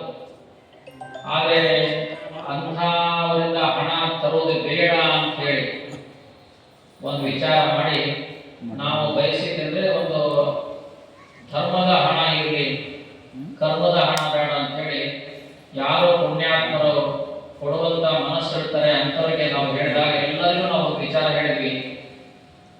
ಪ್ರತಿಯೊಬ್ಬರು 1 ಲಕ್ಷ ಕೊಡ್ರಿ, 1 ಲಕ್ಷದ ಮೇಲೆ ಕೊಡ್ರಿ, ಹಣವಲ್ಲ. ಆದ್ರೆ ಕನಿಷ್ಠ 1 ಲಕ್ಷ ಕೊಡುವಂತಿದ್ರೆ ನಾವು ವಿಚಾರ ಮಾಡ್ಕೊಂಡ ಒಂದಿಷ್ಟನ್ನ ಮುಂದೆ ಬಂದು ಆಯ್ತು ಅಂತ ಹೇಳಿದ್ರು. ಹಾಗಾಗಿ ಸುಮಾರು 50 ಜನ 50 ಲಕ್ಷ ರೂಪಾಯಿ, ಕೆಲವರು ಹೆಚ್ಚಿಗೆ ಕೊಟ್ಟವರಿದ್ದಾರೆ. ಅಲ್ಲಿ ನಾವು 45 ಜನ ಆಗ್ಬೋದು, 40 ಜನ ಆಗ್ಬೋದು. ಒಟ್ಟಾರೆಯಾಗಿ ಈ ರಥದ ಬಗೆಗೆ ದಾನ ಮಾಡಿರ್ತಕ್ಕಂಥ ಪುಣ್ಯಾತ್ಮರನ್ನ 50 ಜನರಾದ್ರೆ 50 ಜನ ಅವರು ಒಂದು ಕಲ್ಲಿನಲ್ಲಿ ಅವರ ಹೆಸರನ್ನ ಹಾಕಿ ನಿರ್ಮಾಣ ಮಾಡಲಿಕ್ಕೆ ದಾನ ಮಾಡಿದ ಪುಣ್ಯಾತ್ಮರ ಹೆಸರನ್ನ ಮಠದಲ್ಲಿ ಹಾಕಿಸಬೇಕು ಅನ್ನುವಂಥ ವಿಚಾರವನ್ನ ನಾವು ವಿಚಾರ ಮಾಡಿ ಮನಸ್ಸು ಮಾಡಿದ್ವಿ. ಅದೆಲ್ಲ ಅವರು ನಮ್ದೇನು ಹೆಸರು ಬೇಕಾಗಿಲ್ಲ, ನಮ್ಗೆ ರೊಕ್ಕ ಕೊಟ್ಟಿವಿ ಅಂತ ಹೇಳ್ಬೇಡ್ರಿ, ಹೆಸರನ್ನು ಬೇಡ. ನಾವು ನಮ್ಮ ಮಠದ ದಾಖಲೆಯಲ್ಲಿ ಉಳಿಬೇಕು, ಅದಕ್ಕೆ ನಾವು ರಸೀದಿ ಕೊಡಂಗಿಲ್ಲ. ಮತ್ತೆ ನಾವು ರಸೀದಿ ಕೊಡಂಗಿಲ್ಲ ನೀವು ಅಜ್ಜರ ಎಷ್ಟು ರೊಕ್ಕ ಕೊಡಿಸಿದ್ರು ಎಲ್ಲಿ ಏನು ಮಾಡ್ಕೊಂಡ್ರು ಅಂತ ಮತ್ತೆ ನೀವು ನಮಗೆ ಅನ್ಬಾರ್ದು. ಇವತ್ತು ಜಗತ್ತ ಭಾಳ ಕೆಟ್ಟ ಹೋಗೈತೆ. ಧರ್ಮ ಅಂದ್ರೆ ಹೆಂಗಿರುತ್ತೆ, ಅದು ಒಂದು ಕಾಲ ನಿಲ್ತೈತಿ. ಇವತ್ತು ಜಾತಿಗಳು 4 ಕಾಲ ನಿಲ್ತಾವ, ಧರ್ಮ ಒಂದೇ ಕಾಲ ನಿಲ್ತೈತಿ. ಅಂತ ಪರೀಕ್ಷೆಯ ಕಾಲದಲ್ಲಿ ನಾವು ಬದುಕ್ತಾ ಇದ್ದೀವಿ. ಇಂಥ ಸ್ಥಿತಿಯಲ್ಲಿ ನಾವು ಎಷ್ಟು ಸ್ವಚ್ಛ ಇರ್ತೀವಿ ಅಷ್ಟು ಒಳ್ಳೆಯದು ಅನ್ನೋ ಕಾರಣಕ್ಕಾಗಿ ಅವರು ಕೊಟ್ಟಿರ್ತಕ್ಕಂಥ ನಿಧಿಯನ್ನು ನಾವು ಕಲ್ಲಿನಲ್ಲಿ ಕೆತ್ತಿಸಿ ಹಾಕಿಸೋ ಉದ್ದೇಶ ಇಟ್ಕೊಂಡಿದ್ವಿ. ಅದು ನಮ್ಮ ನಿರ್ಧಾರ, ನಿಮ್ಮ ನಿರ್ಧಾರ ಅಂತ ನಾನು ನಿಮಗೆ ಹೇಳ್ತಾ ಇದ್ದೆ. ನಮ್ಮ ಮುಂದೆ ನೇರವಾಗಿ ಮಾತನಾಡದೇ ಇರುವಂಥವ್ರು ಹೊರಗಡೆ ಮಾತನಾಡಿದ ನಮ್ಮ ಕಿವಿ ಬಂದವು. ಇದೇ ಊರವರು ಮಾತಾಡಿದ್ದಾರೆ, ಬೇರೆ ಊರವರು ಮಾತಾಡಿದ್ದಾರೆ, ಅದ್ರ ಬಗ್ಗೆ ವ್ಯಥೆ ಇಲ್ಲ. ಯಾಕಂದ್ರೆ ನಾವು ನಿಮಗೆಲ್ಲ ಗೊತ್ತಿರುವ ಹಾಗೆ ಎಷ್ಟು ಸ್ಪಷ್ಟವಾಗಿದೆ ಅಂದ್ರೆ, ನಮ್ಮ ಊಟಕ್ಕಾಗಿ, ನಮ್ಮ ಬದುಕಿಗಾಗಿ, ನಮ್ಮ ವಾಹನಕ್ಕಾಗಿ ನಿಮ್ಮಿಂದ ನಾವು ಏನೂ ಬಯಸಿಲ್ಲ. ಬಹಳ ನಿಮ್ಮಿಂದ ನಾವು ಬಂದಾಗ 2 ರೊಟ್ಟಿ ಊಟ ನಿಮ್ಮ ಇದಕ್ಕಿಂತ ಮಿಗಿಲಾಗಿದ್ದು ನಾವೇನೂ ಕೇಳಿಲ್ಲ. ನಿಮ್ಮ ಭಾವನೆಯಂತೆ ಮಠದಲ್ಲಿ ನಡೆಯುವಂಥ ಸಮಾರಂಭಕ್ಕೆ ನೀವೇನು ದಾನ ಮಾಡಿದ್ರೆ ನಡೆಯುತ್ತೆ. ಅದೇನು ಸಂಗ್ರಹ ಆದ್ರೂ ನೀವೇ ಲೆಕ್ಕ ಬರೀತೀರಿ, ನೀವೇ ಲೆಕ್ಕ ಇಡ್ತೀರಿ, ನೀವೇ ಖರ್ಚು ಮಾಡ್ತೀರಿ. ಭಾಳ ಹಣ ಬ್ಯಾಂಕಿಗೆ ಹಾಕ್ತೀರಿ, ಅದಕ್ಕೆ ಸಿಗ್ನೇಚರ್ ಮಾಡ್ತೀನಿ ಅಷ್ಟೇ. ಸಿಗ್ನೇಚರ್ ಮಾಡಿದಂತಂದ್ರೆ ನಾನು ಹಣವನ್ನ ತಗೊಂಡು ಇಲ್ಲ, ನಿಮ್ಮಂತ ಕಡೆ ಚೆಕ್ ಕೊಡ್ತೀನಿ, ನೀವೇ ತಗೊಂಡ್ಬರ್ತೀರಿ, ನೀವೇ ಖರ್ಚು ಮಾಡ್ತೀರಿ. ಅಂದ್ರೆ ಹಣದ ವಿಚಾರದಲ್ಲಿ ನಾನು ಬಹಳ ಸ್ಪಷ್ಟ ಇದ್ದೀನಿ. ನನಗೇನು ಕೊರತೆ ಇಲ್ಲ, ಯಾಕಂದ್ರೆ ನಾನು ದುಡಿತೀನಿ, ನಾನು ಉಣ್ತೀನಿ. ನಾನು ದುಡಿಮೆಗೆ ನನಗೆ ಫಲ ಐತಿ, ಅದು ನಾನು ಉಣ್ತೀನಿ, ಅದು ನೀವೇನು ಕೇಳಾಗಿಲ್ಲ. ಆ ಮಾತು ಬೇರೆ. ಅಂದ್ರೆ ನಾನು ಹೇಳೋದಿಷ್ಟೇ, ಯಾರು ಏನ್ ದಾನ ಕೊಟ್ಟರು ಆ ದಾನ ಅಲ್ಲಿ ರಸೀದಿ ಮಾಡಿಲ್ಲ ಅನ್ನೋ ಕಾರಣಕ್ಕಾಗಿ ರಥಕ್ಕೆ ನಿರ್ಮಾಣ ಮಾಡೋದಕ್ಕೆ ರಸೀದಿ ಮಾಡಿಲ್ಲ, ಅವ್ರು ಕೊಟ್ಟಿದ್ದನ್ನು ಅಲ್ಲಿ ಅವ್ರ ಹೆಸರನ್ನು ಹಾಕಿಸ್ಬೇಕು ಅನ್ನುವಂಥ ಮಾತನ್ನ ಹೇಳಿದ್ವಿ. ಬಹಳ ಜನ ಮುಂದೆ ಬಂದಾರೆ, ಬಹಳ ಜನ ಕೊಟ್ಟಿದ್ದಾರೆ ಈಗಾಗಲೇ, ಇನ್ನಷ್ಟು ಜನ ಕೊಡೋರಿದ್ದಾರೆ, ಕೊಡ್ತಾರೆ. ಆದ್ರೆ ನಮಗೆ ರಥದ ಬಗ್ಗೆ ನಮ್ಗೆ ಯಾವುದೇ ಆಗಿರುವಂತ ಇವತ್ತಿನವರೆಗೂ ನೀವು ಯಾರು ನಮ್ಮ ಜೊತೆಗೆ ಬಹಳ ಜನ ದೂರಿದ್ದವರು ಬಂದಾರೆ, ಹತ್ರ ಇದ್ದವ್ರು ಇವತ್ತಿಗೂ ರಥಕ್ಕೆ ರೊಕ್ಕ ಏನು ತಗೊಂಡು ಹೇಳ್ತಾರೆ, ಹೆಂಗ್ ಮಾಡಿರಂದ್ರೆ ಯಾರು ನನ್ನ ಪ್ರಶ್ನೆ ಮಾಡಿಲ್ಲ. ಅವ್ರು ಪ್ರಶ್ನೆ ಮಾಡಿಲ್ಲ ಅಂತ ನನಗೆ ಗೊತ್ತಿಲ್ಲ. ಯಾಕಂದ್ರೆ ನಾನು ದುಡಿಯುವಂತ ಪಗಾರದಲ್ಲಿ ನಾನು ಸಾಲ ಮಾಡಿ ರೊಕ್ಕ ಕೊಟ್ಟಿದ್ದೆ. ಯಾಕಂದ್ರೆ ಒಂದು ಕಟ್ಟಿಗೆ ತಗೋಬೇಕಾದ್ರೆ ಕಾನೂನು ಪ್ರಕಾರವಾಗಿ ತಗೊಳ್ಬೇಕು. ನಾವು ಲವಣ ಮಾಡಿ ರಾತ್ರಿ ರಾತ್ರಿ ಕಟ್ಟಿಗೆ ಹೊತ್ಕೊಂಡ್ಬಂದು ತೇರ್ ಮಾಡಕ್ಕಾಗಿಲ್ಲ. ಕಾನೂನು ಪ್ರಕಾರವಾಗಿ GST ಸುಮಾರು 5.5 ಲಕ್ಷ ರೂಪಾಯಿ GST ತುಂಬಿರುತ್ತೆ. ಸರ್ಕಾರಕ್ಕೆ 5.5 ಲಕ್ಷ ರೂಪಾಯಿ GST ತುಂಬಿ 25 ಲಕ್ಷ ರೂಪಾಯಿ ಕಟ್ಟಿಗೆನ ಒಂದು ಲಾರಿ ಫುಲ್ ಕಟ್ಟಿಗೆ ತಗೊಂಡು ಹಾಕಿವಿ. ಅದು 20 ಟನ್ ಕಟ್ಟಿಗೆ ಬರ್ತದೆ. ನಾಳೆ ತೇರ್ ಬಂದ್ರೆ 25 ಟನ್ ಆಗುತ್ತೆ ಗಾಳಿ ಸಹಿತವಾಗಿ. ಅಷ್ಟು ಸುಭದ್ರವಾಗಿರುವಂತ ದೊಡ್ಡ ಪ್ರಮಾಣದ ರಥವನ್ನ ನಿರ್ಮಾಣ ಮಾಡಲಿಕ್ಕೆ ಮನಸ್ಸು ಮಾಡಿದ್ವಿ. ಇಷ್ಟೆಲ್ಲ ಮನಸ್ಸು ಮಾಡಿದ್ದನ್ನ ನಿಮ್ಮ ಗಮನಕ್ಕೂ ಹೇಳಿ, ಆಗಾಗ ಹೇಳಿವಿ. ಯಾರು ಹತ್ರ ಬಂದವ್ರು ಹೇಳಿ, ಹತ್ರ ಬಂದಿಲ್ಲ ನಾನು ಯಾವ ಕಾರಣ ಹೇಳೋದಿಲ್ಲ ಇರಲಿ. ಯಾಕಂದ್ರೆ ವಿಚಾರಗಳು ಇವತ್ತು ನೀವೆಲ್ಲ ಬಂದಿರಲ್ಲ, ನಿಮ್ಮ ಮುಖಕ್ಕೆ ಹೋಗ್ಬೇಕು. ಸತ್ಯ ಏನ್ ನಡೀತಾ ಇದೆ, ನಮ್ಮ ಮಠದ ಗುರುಗಳು ಏನು ಶ್ರಮವನ್ನ ಹಾಕ್ತಾ ಇದ್ದಾರೆ, ಅವರ ಕೆಲಸ ಏನ್ ಮಾಡಕತ್ತಾರ ನೀವು ಸತ್ಯ ಗೊತ್ತಾಗ್ಬೇಕು. ಯಾಕಂದ್ರೆ ಇವತ್ತು ಸಮಾಜದಲ್ಲಿ ಒಂದು 100 ರೂಪಾಯಿ ಕೊಡ್ಬೇಕಾದ್ರೆ ಬಹಳ ಕಷ್ಟ ಇದೆ. ಒಂದು 100 ರೂಪಾಯಿ ದಾನ ಮಾಡ್ಬೇಕಾದ್ರೆ ಬಹಳ ಕಷ್ಟ ಇದೆ. 100 ರೂಪಾಯಿ ಯಾರು ಸುಮ್ಮನೆ ಕೊಡಂಗಿಲ್ಲ ಇವತ್ತು ಸಮಾಜದಲ್ಲಿ. ಆದರೆ ಲಕ್ಷಾಂತರ ರೂಪಾಯಿ ನಮ್ಮ ಮಾತಿಗೆ, ನಮ್ಮ ವಾಣಿಗೆ, ನಮ್ಮ ನೋಡಿ ದಾನ ಮಾಡ್ತಾರೆ ಒಬ್ಬ ವ್ಯಕ್ತಿಗಳಂದ್ರೆ ಲಕ್ಷನೋ 2 ಲಕ್ಷನೋ 5 ಲಕ್ಷನೋ ಹೀಗೆಲ್ಲ ಕೊಟ್ಟಾರಂದ್ರೆ ಅದು ಏನೋ ಅಜ್ಜನ ಉಮಾಪತಿ ಅಜ್ಜನ ಅನುಗ್ರಹ ಇರ್ಬೇಕಲ್ಲ. ನನ್ನ ಮಠದ ಒಬ್ಬ ಸ್ವಾಮಿ ಇಂಥ ಒಂದು ಕೆಲಸ ಮಾಡಕತ್ತಾರ, ಸಂಕಲ್ಪ ಇಟ್ಕೊಂಡಾರ. ಈ ಊರೊಳಗ ಅವ್ರು ಯಾರನ್ನೂ ಏನೂ ಕೇಳಲ್ಲ, ಹಾಗೆ ಹೊರಗಿನಿಂದ ಇಂಥ ಎಲ್ಲ ಸಂಪತ್ತನ್ನು ತರಬೇಕಂತ ವಿಚಾರ ಮಾಡ್ಯಾರ. ಈ ನಡೆಯುವಂತ ಕಾರ್ಯ ಅತ್ಯಂತ ಯಶಸ್ವಿ ಮತ್ತು ಸುಗಮ ಆಗಲಿ ಅನ್ನುವಂಥ ಅನುಗ್ರಹ ಅವ್ರು ಇರಬೇಕು, ಉಮಾಪತಿ ಅಜ್ಜನವರ ಅನುಗ್ರಹ ಇರಬೇಕು ಅಂತ ನಾನು ಭಾವಿಸಿದೆ. ನಾನು ಎಲ್ಲಿ ಏನು ಕೆಲಸ ಮಾಡಿದ್ರು ಅದಕ್ಕೆ ಕೊರತೆನೂ ಅಂತೂ ಆಗಿಲ್ಲ. ಕೊರತೆ ಆಗಿರುವಂತಹದ್ದು ಏನಂದ್ರೆ ನಮ್ಮ ಕೈಗಳಿಗೆ ಕೊರತೆಯಾಗಿದೆ, ನನ್ನ ಕೈಗಳಿಗಲ್ಲ. ನನ್ನ ಕೈ ಕೊರತೆ ಇಲ್ಲ. ನಾನು ಮಾಡುವಂತ ಕಾರ್ಯಕ್ರಮವನ್ನ ನೋಡಿದ್ರೆ ಇಲ್ಲಿ ನೀವು ಈ ರೀತಿ ವರ್ತಿಸೋದು ಕಂಡ್ರೆ ನಮಗೆ ಏನ್ ಕಾರ್ಯಕ್ರಮ ಮಾಡಬೇಕು ಮಾಡಬಾರ್ದು ಅಂತ ನೋವು ಅನಿಸುತ್ತೆ. ಯಾಕಂದ್ರೆ ಸಮಾಜ ಅಷ್ಟು ಬಹಳ ಕಿಷ್ಕಿಂದವಾಗಿ ಬರೇ ಕೆಟ್ಟ ಆಲೋಚನೆಗಳನ್ನೇ ತುಂಬಿ ತೊಡಗ್ತಾ ಇದೆ. ನನ್ನನ್ನು ಕರೆದಿಲ್ಲ, ನನಗೆ ಫೋನ್ ಮಾಡಿಲ್ಲ, ನನಗೆ ಹೇಳಿಲ್ಲ ಅನ್ನೋ ವಿಚಾರದಲ್ಲೇ ಜನ ಇದ್ದು ತೊಡಗಿದ್ದಾರೆ. ಸಮಾಜ ಹೆಂಗ್ ಹೊಂಟಿದೆ, ನಮ್ಮ ಧರ್ಮದ ಅವನತಿ ಹೆಂಗ ಆಗ್ತಾ ಇದೆ, ನಾವು ಹೆಂಗ ಗಟ್ಟಿ ಆಗ್ಬೇಕು, ನಾವು ಹೆಂಗ ಒಕ್ಕೂಟಕ್ಕೆ ಬರಬೇಕು ಅನ್ನೋ ವಿಚಾರ ಜನರಿಗಿಲ್ಲ ಇವತ್ತಿಗೂ. ಇನ್ನೂ ಬರಂಗಿಲ್ಲ ಅಂದ್ರೆ ಮುಂದೆ ಏನಾಗ್ತಾರೆ ಅಂತ ಅವರೇ ವಿಚಾರ ಮಾಡಬೇಕು. ಊರೊಳಗಿದ್ದವ್ರಿಗೆ ಮನಸ್ಸು ಇಲ್ಲ ಅನ್ನೋದಾದ್ರೆ ಇನ್ನು ಏನ್ ನಾವು ಕಾರ್ಯಕ್ರಮ ಮಾಡಕ್ಕಾಗುತ್ತೆ. ಬರಬೇಕು ಅನ್ನುವಂಥದ್ದು, ನಡೆಸಬೇಕು ಅನ್ನುವಂಥದ್ದು, ದುಡಿಬೇಕು ಅನ್ನುವಂಥದ್ದು, ಕೆಲಸದಲ್ಲಿ ತೊಡಗಬೇಕು ಅನ್ನುವಂಥ ಭಾವನೆ ಏನ್ ಮಾಡಬೇಕು ಅಂತ ವಿಚಾರ ಮಾಡ್ಬೇಕಲ್ಲ, ಯಾವುದು ಮಾಡಬೇಕು ಅಂತ ವಿಚಾರ ಮಾಡ್ಬೇಕಲ್ಲ. ಏನ್ ನಡೆಸ್ತಾರೆ, ಏನ್ ಕೇಳ್ತಾರೆ, ಏನ್ ಹೇಳ್ತಾರೆ ಅನ್ನೋದು ಕೇಳಿಕ್ಕಾದ್ರೂ ಬೇಕಲ್ಲ ಮನಸ್ಸುಗಳು. ಅದಕ್ಕೆ ನಾವು ಹೇಳೋದಿಷ್ಟೇ, ರಥ ಅಂತೂ ಅಜ್ಜನ ರಥ ನಿರ್ಮಾಣ ಆಗಿದ್ರಲ್ಲಿ ಯಾವುದೇ ಆಗಿರ್ತಕ್ಕಂಥ ಅನುಮಾನವೇ ಬೇಡ. ನೀವು ಬರ್ರಿ, ನೀವು ಬರದೇ ಇರ್ರಿ, ಯಾರು ಬರದೇ ಇದ್ದರೂ ಉಮಾಪತಿ ಅಜ್ಜ ಯಾರಿಗೆ ಎಂಥ ಮನಸ್ಸನ್ನು ಹಾಕ್ತಾನೆ, ಎಂಥ ಬುದ್ಧಿ ಹಾಕ್ತಾನೆ, ಎಂಥ ಕೊಡಬೇಕು ಅನ್ನುವಂಥ ಕೈಯನ್ನು ಕೊಡ್ತಾನೆ. ಮಾಡಿಸ್ತಾನೆ ಅಂತ ನಾವು ಹೇಳಲಿಕ್ಕಾಗೋದಿಲ್ಲ. ಹಾಗಾಗಿ ನಾವು ಹೇಳೋದಿಷ್ಟೇ, ಇದು ನಮ್ಮ ಊರು ಅನ್ನುವಂತ ಒಂದು ಮನಸ್ಸಿರ್ಬೇಕು. ಯಾವಾಗ ಇದು ನಮ್ಮ ಊರು ಅಂತ ಇರಬೇಕು, ಇದು ನಮ್ಮ ಮಠ ಅಂತ ಇರಬೇಕು, ಇದು ನಮ್ಮ ಗುರುಗಳ ಮಠ ಅಂತ ಇರಬೇಕು. ಯಾರಿಗೆ ಈ ಸ್ವಾಭಿಮಾನ ಇರುತ್ತೆ ಅಲ್ಲಿ ಮಾತ್ರ ಕಾರ್ಯಕ್ರಮ ಯಶಸ್ಸಾಗಿ ಸಾಧ್ಯ. ಬರಲಿಲ್ಲ ಅನ್ನುವಂಥದ್ರಿಂದ ಬರೀ ಎಲ್ಲವನ್ನೂ ಪ್ರಶ್ನೆ ಮಾಡೋದಲ್ಲೇ ಜೀವನ ಹೊರಗಡೆ ಉತ್ತರ ಯಾರಿಗೂ ಸಿಗೋದಿಲ್ಲ. ಸಂಸಾರದಲ್ಲಿ ಇದ್ದರೂ ಅಷ್ಟೇ, ಸಮಾಜದಲ್ಲೂ ಇದ್ದರೂ ಅಷ್ಟೇ. ನಿಮ್ಮ ಮನೆಯ ಕಾರ್ಯಕ್ರಮ ಇದ್ದಾಗ ನೀವು ಹೇಗೆ ದುಡಿತೀರಿ ನೋಡಿ, ನಿಮ್ಮ ಸಮಾಜದ ಕಾರ್ಯಕ್ರಮ ಇದ್ದರೆ ನೀವು ಹೇಗೆ ದುಡಿತೀರಿ ನೋಡಿ. ಇದರ ಬಗ್ಗೆ ನೀವು ಸ್ವಲ್ಪ ಕಿಂಚತ್ತು ಒಂದಿಷ್ಟು ಅಭಿಮಾನ ಇಟ್ಕೊಳ್ಬೇಕಾಗುತ್ತೆ. ನಮ್ಮ ಮಂಟಪ ಇಂಥ ಕಾರ್ಯಕ್ರಮವನ್ನು ನಮ್ಮ ಗುರುಗಳು ತೊಡಗಿಸ್ತಾ ಇದ್ದಾರೆ. ನಮ್ಮದು ಏನು ಈಗ ಹಸ್ತ ಇರಬೇಕು, ನಮ್ಮದು ಏನಿಲ್ಲ ಸೇವೆ ಇರಬೇಕು, ನಮ್ಮದು ಏನು ದುಡಿಮೆ ಇರಬೇಕು ಅಂತ ನಮ್ಮ ಕೆಲಸ ಏನ್ರಿ ಹೇಳಿದ್ರೆ ಅಂತ ಕೇಳಕ್ಕಿರಬೇಕು. ಅದಕ್ಕೆ ನಾವು ಹೇಳೋದಿಷ್ಟೇ, ಈ ಕಾರ್ಯಕ್ರಮವನ್ನ ಮೇ ತಿಂಗಳಲ್ಲಿ ಮಾಡಬೇಕಂತ ವಿಚಾರ ಮಾಡಿ. ಮೇ 1ನೇ ತಾರೀಕಿನಿಂದ ಮೇ 10ನೇ ತಾರೀಕು ಒಳಗೆ. ಅದಕ್ಕೆ ನಿಮ್ಮೆಲ್ಲರ ಒಪ್ಪಿಗೆ ಇದ್ರೆ ಮೇ 1ರಿಂದ ಮೇ 10ನೇ ತಾರೀಕಿಗೆ ಮಾಡೋಣ. ಮೇ 15ನೇ ತಾರೀಕಿಗೆ ಅಮಾವಾಸ್ಯೆ ಬರುತ್ತೆ. ಮೇ 16ನೇ ತಾರೀಕಿಗೆ ಅಧಿಕ ಮಾಸ ಪ್ರಾರಂಭ ಆಗುತ್ತೆ. ಅಧಿಕ ಮಾಸ ಪ್ರಾರಂಭ ಆದರೆ ಯಾವ ಕಾರ್ಯಕ್ರಮವನ್ನು ಮಾಡಕ್ ಬರಂಗಿಲ್ಲ, ಗುರುಗಳು ಸಿಗೋದಿಲ್ಲ ಅನ್ನೋ ಕಾರಣಕ್ಕಾಗಿ ನಾವು ಯಾಕೆ ಮೇ ತಿಂಗಳ ಆಯ್ಕೆ ಮಾಡ್ಕೊಂಡಿವೆ ಅಂತ ನಿಮಗೆ ಹೇಳಬೇಕಾದ್ರೆ, ಎಲ್ಲ ಶಾಲೆ ಕಾಲೇಜುಗಳು ರಜಾ ಇರ್ತಾವೆ. ನೀವು ನಿಮ್ಮ ಮಕ್ಕಳು, ನಿಮ್ಮ ಹೆಣ್ಮಕ್ಳನ್ನ ಬೇರೆ ಊರು ಕೊಟ್ಟಿರ್ತೀರಿ, ಅವರ ಮಕ್ಕಳು, ಅವರ ಮೊಮ್ಮಕ್ಕಳು ಎಲ್ಲರೂ ಅವಾಗ ಉಚಿತವಾಗಿ ಸರಳವಾಗಿ ಸಿಗುತ್ತಾರೆ.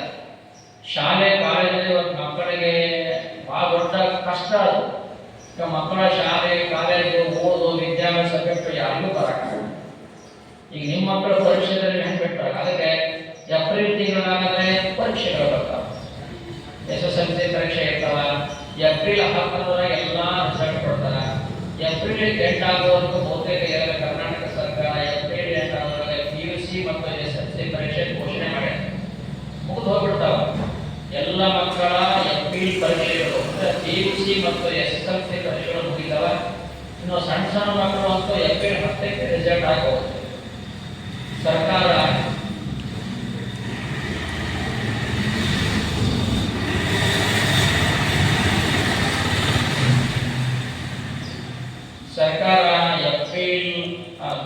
ಸರ್ಕಾರ ಮೇ 25 ನಂತರ ಮತ್ತೆ ಏನ್ ಮಾಡುತ್ತೆ, ಕಾಲೇಜುಗಳನ್ನ ಶಾಲೆಗಳನ್ನ ಪ್ರಾರಂಭ ಮಾಡುತ್ತೆ. ಮೇ 25 ನಂತರ ಮೇ 16 ತಾರೀಕಿಗೆ ಅಮಾವಾಸ್ಯೆ ಇದೆ, ಶನಿವಾರ. ಮುಂದೆ ಅಲ್ಲಿಂದ ಅಧಿಕ ಮಾಸ ಪ್ರಾರಂಭ. ನಮ್ಮ ಉದ್ದೇಶ ಅಂದ್ರೆ 10ನೇ ತಾರೀಕು, ಮೇ 10ನೇ ತಾರೀಕು ನಿಮಗೆ ಕಾಣುತ್ತೆ ನೋಡಿ ಬೇರೆ ಇದೆ. 10ನೇ ತಾರೀಕು ಭಾನುವಾರ ಇದೆ.